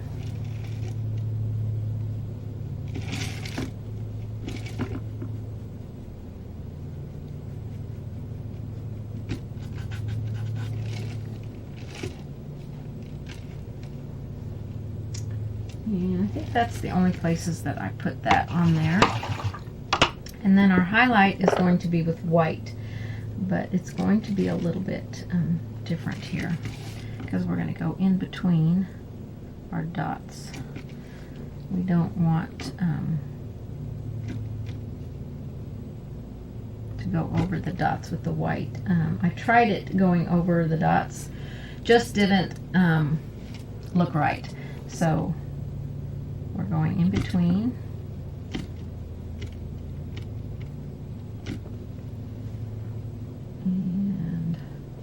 Hi, Mary. That's okay that you're late. You can catch the replay on this. It will be on my YouTube channel when I'm done. So you'll be able to watch it on there, the parts that you missed. So I'm not using much paint here. It's just a little bit of paint. I do want a little bit more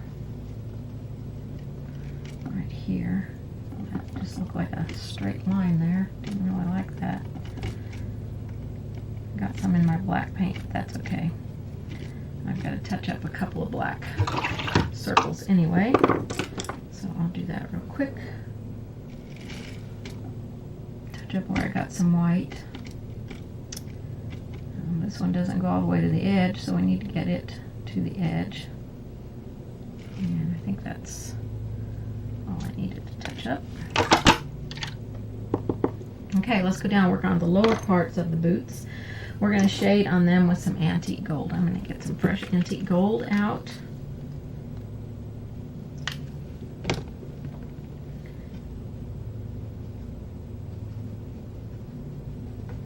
My palette up a little bit.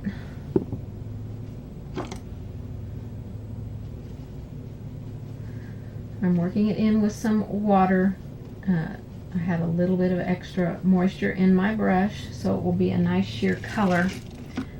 I can always come back and darken if I want to, and I'm going to walk this up into the boot. Oh, I like to be on camera. Oopsie, oopsie. Put a little bit more moisture over here on my palette.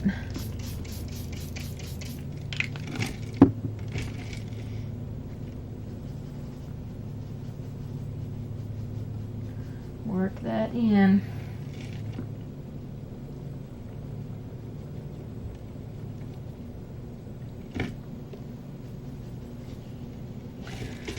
I'll go on each side of our handle. These are going to end up looking mostly yellow by the time we're done. And that's the look I was going for. The white is like an automatic highlight, so I didn't have to come back and add a highlight onto my boots here, the lower part, and that made it a little bit easier. I need water in my paint here. It's not wanting to move.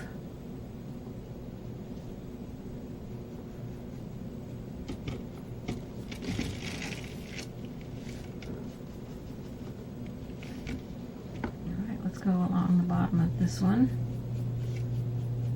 and I definitely need water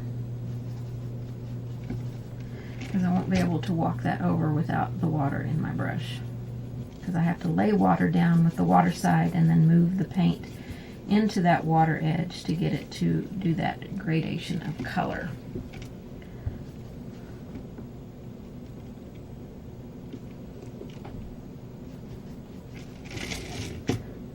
Each side of our handle.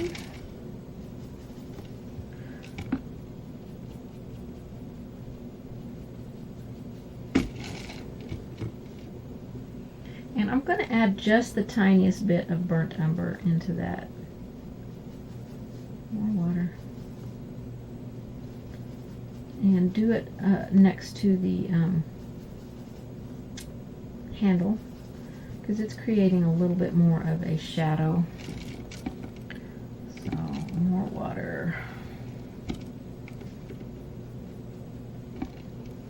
More burnt umber. Maybe I should put some fresh paint out, huh? I could just use straight burnt umber instead of mixing it in with the gold, but it can become pretty dark too quick, so I like mixing it in with the color I've already used. And more water. The fan is drying out faster than I can paint. Drying out my paint. Okay, so that gave a little bit of a shadow there. And that part of the boots is done. I do need to touch up the white though. I think I had to do it on my original one too, right here where I got black into my white when I shaded. Just brighten that up.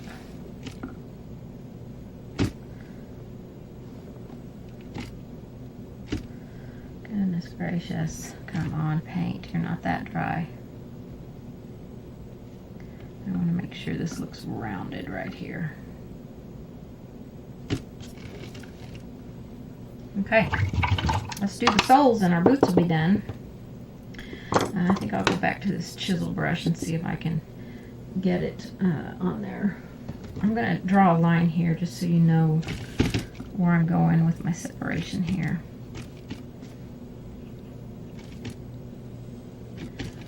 And goes along here a little bit. Okay, so my black.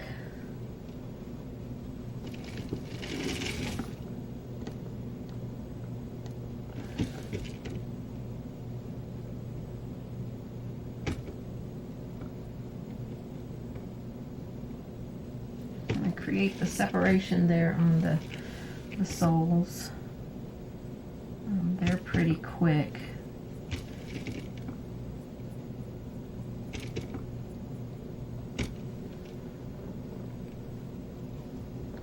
Little drop of water.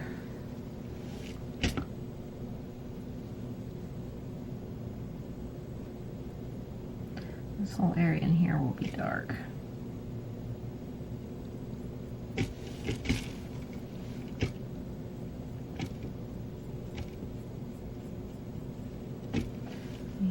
Darken that one shoe because it's not as dark as the other one. I had a ton of paint when I first started, so I want them to match.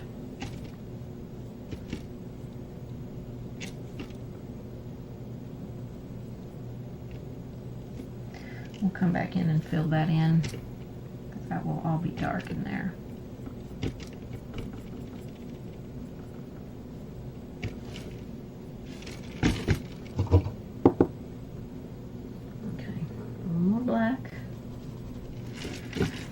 This area to be filled in. Bring a little bit around our handle here. This will be pretty dark back here as well.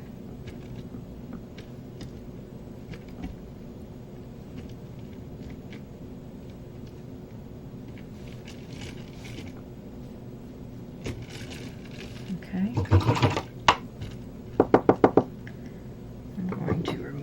Line that I drew with just a damp brush because I drew it in with a ceramic lead pencil. It comes right off. And then take all the moisture out of my brush and grab some white. And we're just going to kind of skim this white on there. Almost dry brushing it, not being exact with this at all. And that will finish the boots up. So we're going to go to our umbrella. The umbrella is pretty quick. Let me move this over so I can keep you in camera shot. What's the tip to control water in the paint? Well, that's kind of learning how your brush feels in your hand. You can also tell when you go to paint and your paint just completely disappears. You've got way too much water in your brush. How I like to load my brush is when I wash it out, I bring it to my paper towel and I lay it down on one side, lay it down on the other side. That wicks out all of the excess moisture. So you should have the right amount in your brush then to load it with paint. If you want a little bit more water in your brush, that's why I spritz my palette with water drops so that I can go over there and just on the opposite edge that I put paint, I'm going to pick up a drop of water. And anytime I pick up water or paint on my brush when I'm floating, I blend them both together on my brush. You can't really just pick up paint and go. So it's really a learned skill, but starting out by loading your brush completely full of water and then wicking out one side and then wicking out the other side is a good beginner tip to know your brush is loaded for floating now. And then you just have to pick up water as your paint feels dry. If your paint is dragging as you are painting it, you need water. So I pick up water on the water edge and blend it in with my brush, just as if it was paint. I blend the water exactly like I blend the paint. I work it into the brush so it can work up into the brush and over. So water has to be treated the same as paint when you're floating. Okay, we're going to work on our, I think I'll get some fresh burnt umber, so I'm not trying to dig a hole in that burnt umber. And we're going to work on our handle. So we're going to float here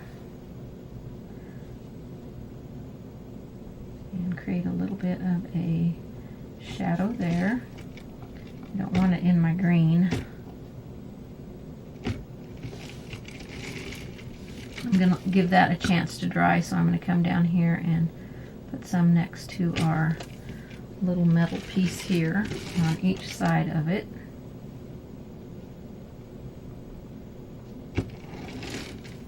Ooh, focus camera. There we go. I thought I had the autofocus off, but apparently not. Okay, and then we're going to go along each edge, and this is where I'm definitely going to have water in my brush, because I'm going to have to tilt my brush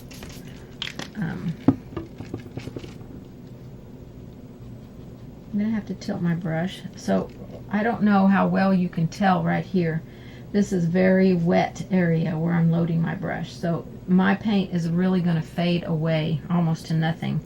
But I'm going to go over and touch my paper towel with the water edge and wick some of that out, because I need my paint to be a little bit thinner as I go up on the tip and go around the handle. I'm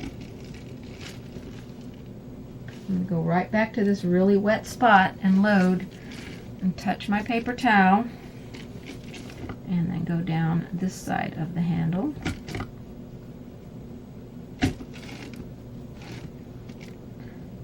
When my paint is a little bit thinner like this, I run out of paint quicker, so I have to go and get paint, because I don't want it to be a thin line on here. Work that paint in, touch my paper towel,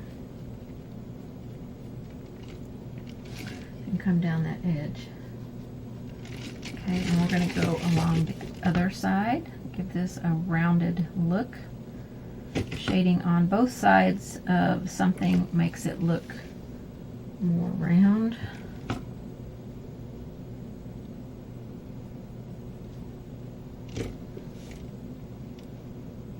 And I've really got my paint a little bit too thin over here. It could be a little bit more opaque. And don't ever feel like you have to do your floating in one long swoop. Pity pat it. That's perfectly fine. I never could do my floats in one long swoop. I don't know anybody that can do it in one long swoop, so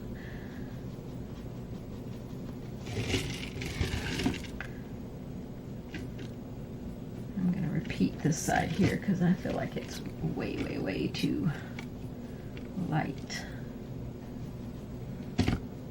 And we're going to create some wood grain on this. Now you don't have to. You could have a completely smooth handle here and not have it have wood grain in it, but I was kind of going for an old style handle.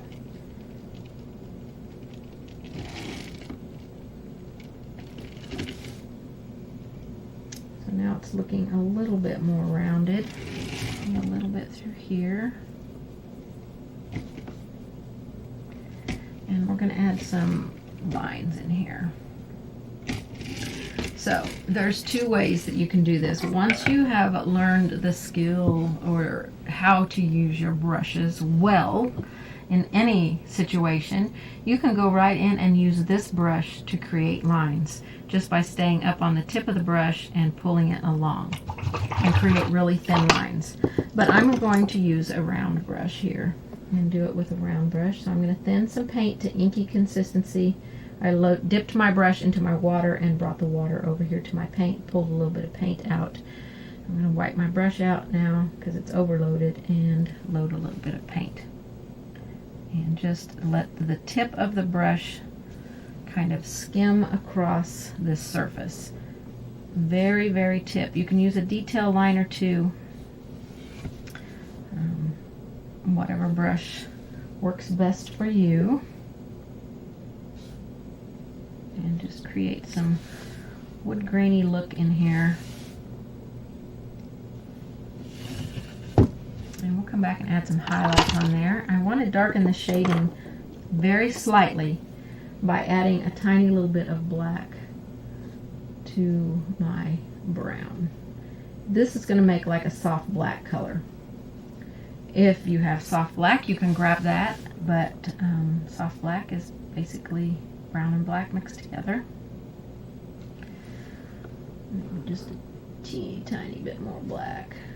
And when I get my black, I mean, I get the smallest amount. A lot of times I will put it over here because I'm never sure how much I have on my brush and I don't want too much. Black will take over so fast.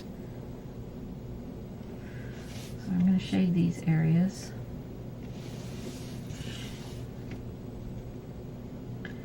And give them a little bit more depth there. I want to make sure that looks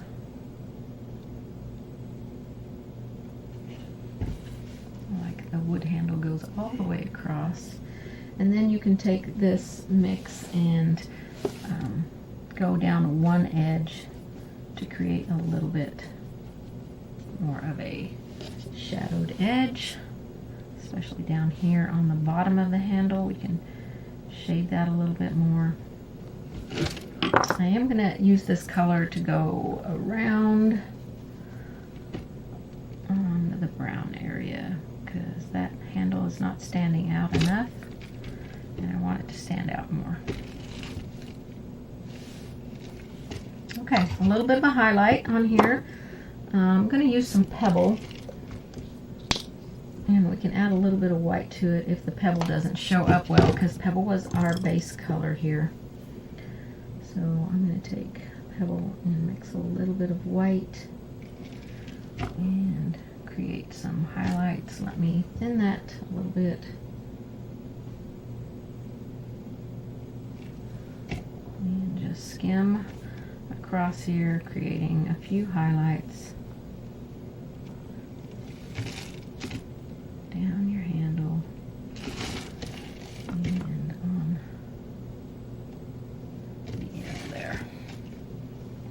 And that finishes that part of the handle. So we just have the metal parts to finish. And they're that dark gray, so I'm going to draw a line so you can see that this is looks like that. So you can see what kind of metal piece it is. And I got paint really far on my brush. And again, I don't want a ton of moisture in my brush for this, like we did on the buckle. So that's mostly black in there. We'll have a tiny little bit of highlight peeking. We'll do the outside edges. This gives it its round form.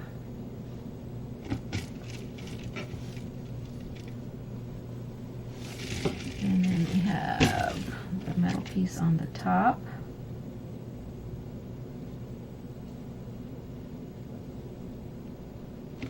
And I'm going to go a little bit up each side. I made this one much bigger than on my original one. It's pretty tall. I think I want to repeat that because I want it to be just a little bit darker.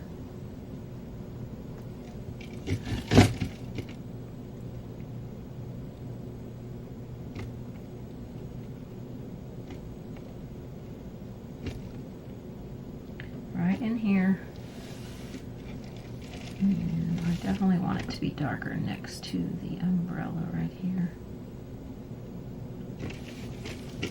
Okay, just need a white highlight on that, and that will be done.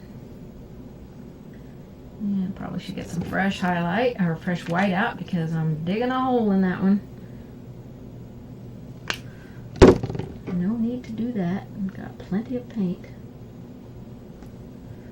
Okay, so on here I'm going to do a back-to-back float, so I'm going to lay some paint in right there. Flip my brush over so the paint touches the paint and paint some right there. And that is a back-to-back float. I'm going to do a little bit along this edge so we can see that it's rounded. And then a little bit at the top up here.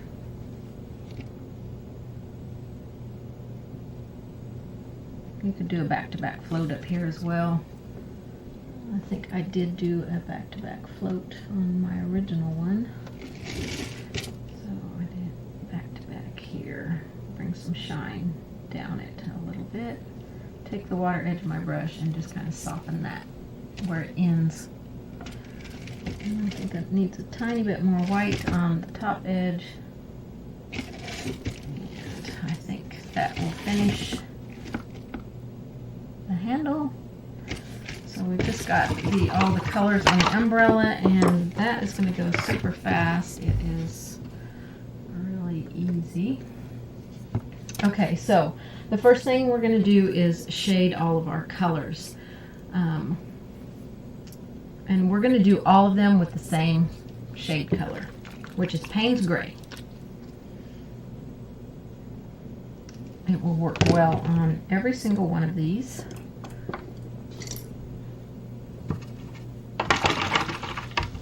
Load my brush up with some water.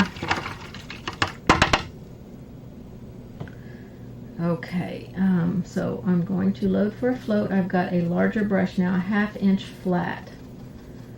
And I'm going to work that into my brush so that it goes up the bristles so I have enough paint to go a little ways. Tap my paper towel. I always tap on my paper towel before I go paint. And let's see, I went across the top here.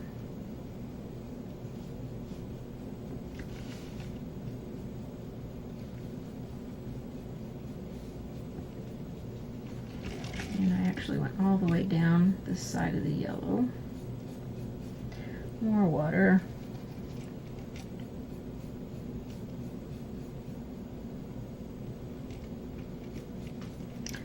Let me grab my mop brush and see if I can smooth that a little bit. And I don't want that to just end like that right there. That's a very hard line. I took it down a little bit farther than I did on my original one. Let's see, I went along each section here.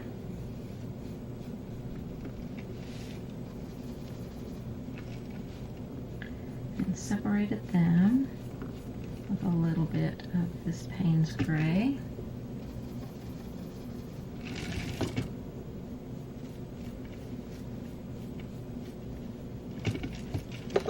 And I'm going to take my mop brush on that one. And then underneath,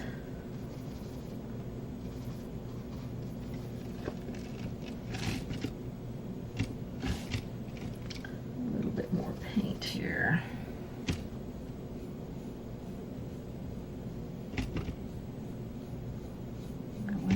And separate all of these. Go right across my handle. And we're going to need that to come out a little bit farther. More water.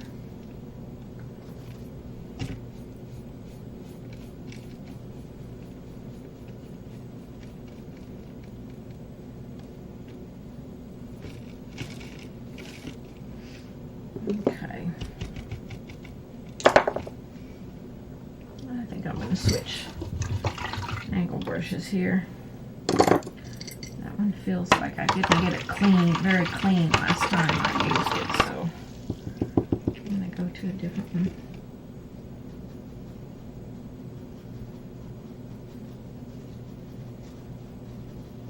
Okay, I'm going to go on each side of the handle here. Oh yes, this one is painting much better.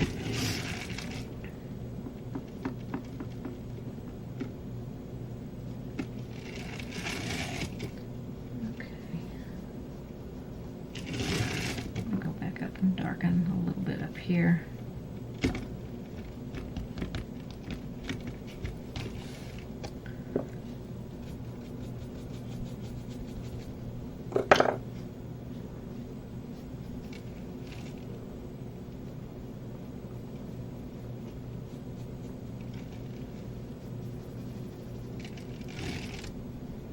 Just a little bit more.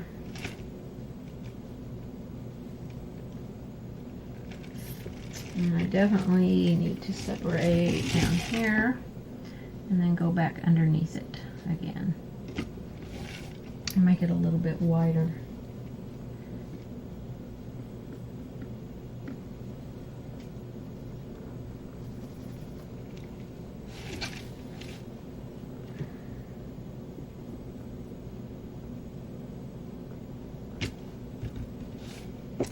I can't do that with a pencil. Spot brush.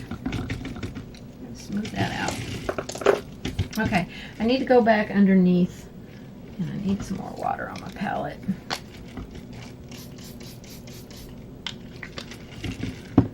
And we'll do some highlighting on these, which will be super fast. Then we just have to do our water around our leaves. And dripping off of our umbrella.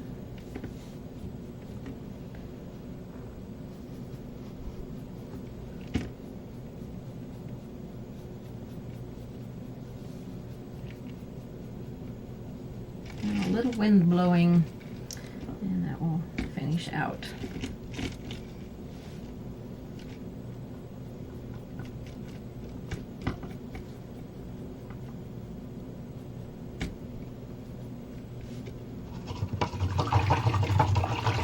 Okay, so with our white, I'm just going to take a flat brush. I am going to dampen it, but I'm going to remove pretty much all of the moisture out of it. And then pick up some white. This is dry brushing with a damp brush. You can dry brush or dry rub with a dry brush as well. And then I just touched and dragged some highlight on each one of these sections.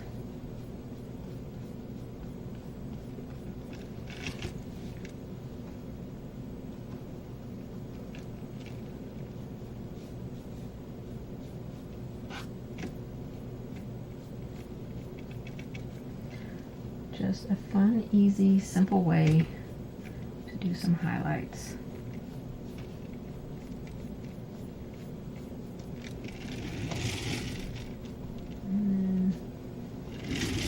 Here as well. I'm just going to touch and pull.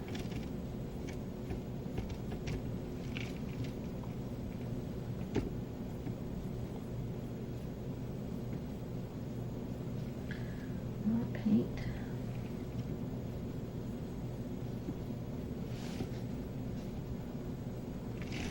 And put a little bit of this along down here. You're not really lining it, you're just adding a little bit of color along the edge. I'm just using this flat brush to go along it, but you can use a round brush or whatever kind of brush that you want to use. Alright, we just have our water and our blowing wind to finish up. Alright, so for our water, let's see. Read how I did this because I know how I want to do it, but I want to do it how my instructions said. Okay, bright blue and open water. So I'm going to get some fresh of those out, and open water. And of course we'll need some fresh Snow White out. And we have Payne's Gray out already. So what I did was I floated an equal mix of bright blue and open water to make the look of water with a mix of open water and Snow White. So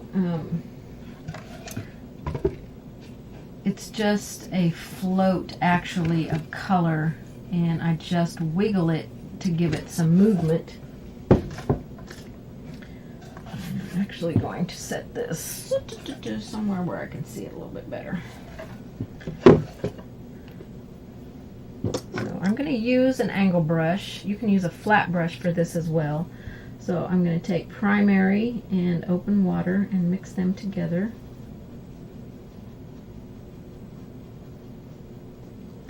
And this will be a little transparent on here. And I went around this leaf and just created some movement around. And I did it a couple of times. Let's get a little bit more paint on my brush here.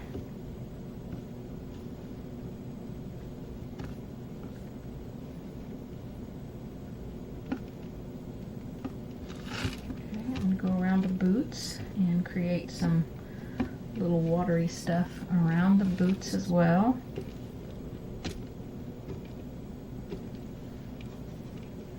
It's not raining, but we're standing in some water. And put some going this direction here. It's just a little wiggle of the brush, creating a little bit of movement. And then I had some that was like dripping off of my umbrella.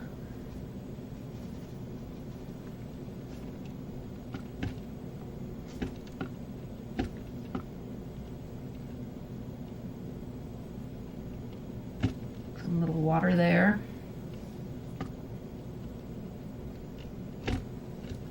Okay. Then we're going to highlight the water. I used white and open water at first because I didn't want it to be super stark to begin with. And I put it on the opposite side that I just did that color. And this will fade down in there because this is the color that we painted the bottom of this piece, and all I did was add just a little bit of white to it, so it will definitely fade. And that's why we're going to come back with some just white. So open water and white.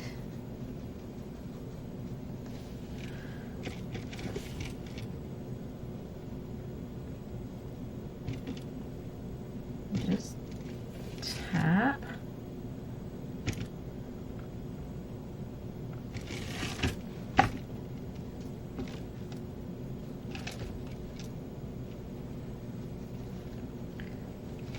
Okay, I'm going to go do this area.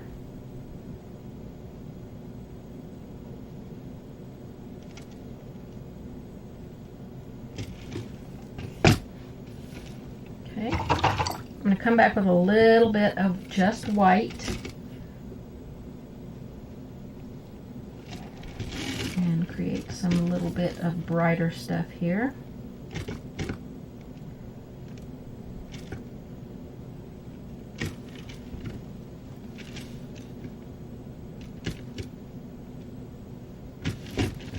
In just a few places, don't have to do it everywhere.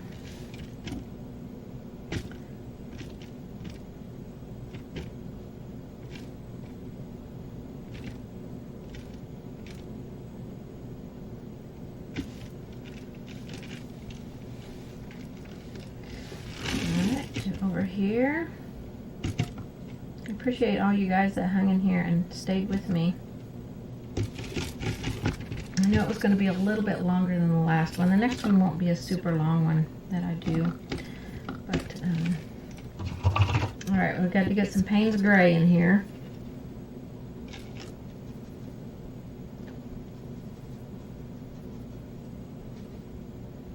I'm going to need water. My Payne's Gray is drying out, so definitely need to mix some water in there. Okay, so with the Payne's Gray, I'm going to go in and maybe wipe a little bit of that off. I want to add some shading. I need more paint. And create some shadows around our leaf here.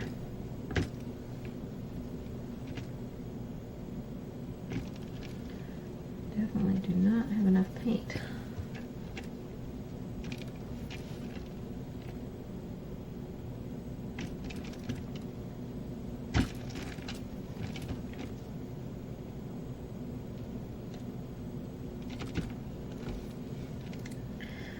Just creating a little bit of shadow. Well, I'm trying to create a little bit of shadow. I'm telling you what, this Payne's Gray is being stubborn.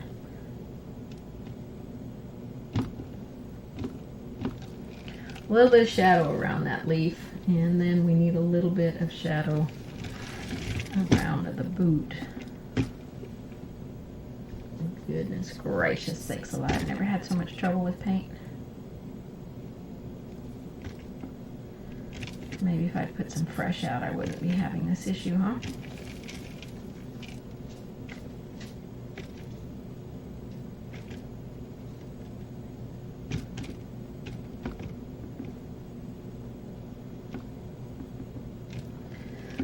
Yes, sir. It's not being a happy paint. Okay, a little bit there. And I think that's probably pretty good there. We just have our blowing wind left to do on our leaves. I'm going to wide angle out so you can see it better. When I did the blowing wind, I just did it on these two leaves. Looks like it was pushing them through the air. You could add a little bit here to make it look like it's pushed it against the boot. I'm going to get a little bit of a scruffy brush, a dry one, and load some white paint. And I want to go to a dry place on my paper towel and offload that. And I'm just going to scrape this across. And I definitely need more paint. I wiped out too much. We're just going to scrape this across our leaf in a swirling manner. And to bring the look of some wind. There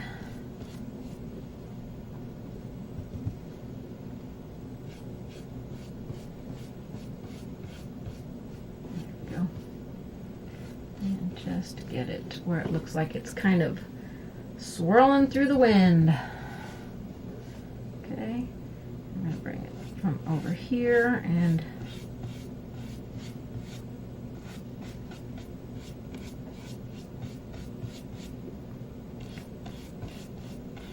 the harder I push on the brush, the more it's leaving, the more white it's leaving. So I'm liking that. So that's kind of blowing through the wind there.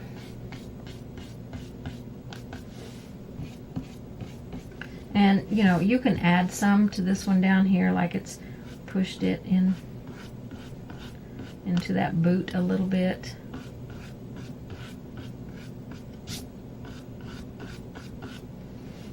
If you want to add that, I think that looks pretty good. I'm happy with that.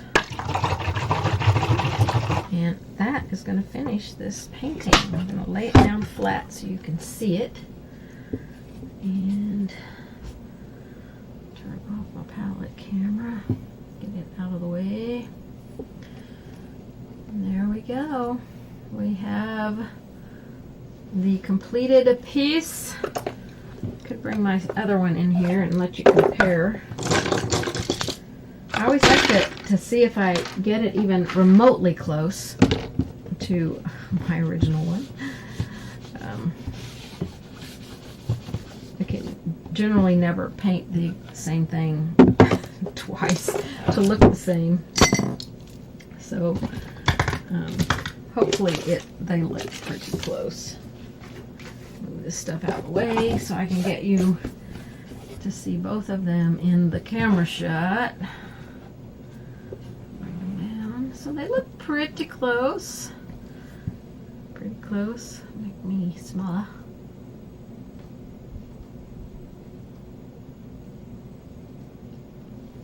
So they look pretty close to the same. I really, really loved painting this. So much fun. So much fun. I hope that you guys are going to paint this one. Bring myself out here so you can see me. Let me know if you enjoyed this. I hope you guys paint it. Head over to lonnalamb.com if you want to pick up the packet. I cannot wait to paint with you guys again. Thank you so much to everyone that stayed with me. I appreciate you so much. And I'll be doing the crab. Oh, I was going to show you the crab. Let me go grab it.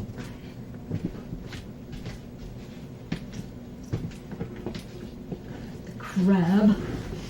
So we're going to do this one on the next live. This one will be super fast, so I don't know if I'll have a second pillow cover to maybe do with this one as well, because I don't think this one will take us more than probably 30 minutes to paint, maybe 40 at the tops. But this is what I'm going to do next. It's going to be so much fun. I can't wait to do it with you. And thank you, Mary. I'm glad you enjoyed it. My black silver brushes. Let me see. I'll bring them over here. Can't read that one. Sticker's in the way. Can't read that one. I have to peel a sticker off here. It's 206A is this angle brush, so it must be the 200 series. Oh, yep. 206A. Oh, get that where you can see it. 206A. Yeah, this one's the angle brush, so it's the 200 series. I sell this one on my website, the black silver on my website. I've got some new brushes to add. I haven't added them on my website yet, but this one's the black gold. And this one's the black silver. And I love both of these. So smooth with painting. So those are the brushes that I like to use. Any other questions? The 4965 are brights. Yes. Well, I guess it depends on which one. Yes, 4965. This is the brights that I used. And I do have some of these on my website. If I'm out, I have some to restock and put the count back on my website. So I do have brushes that I sell. If it says I'm out, I just haven't got the count to let you know that they are available again on the website. So thank you very much, Deanna. I appreciate it. And I appreciate you all. Please like and share my videos. Subscribe to my YouTube channel. It really helps it to grow. And be watching for my giveaway, because I'm going to be giving a lot of fun stuff away in my giveaway. I'll be posting that either this week or next week as soon as I get everything gathered together so I can show everyone. But thank you so much for painting with me, you guys. I will see you on the next one. Bye-bye. Have a lovely week.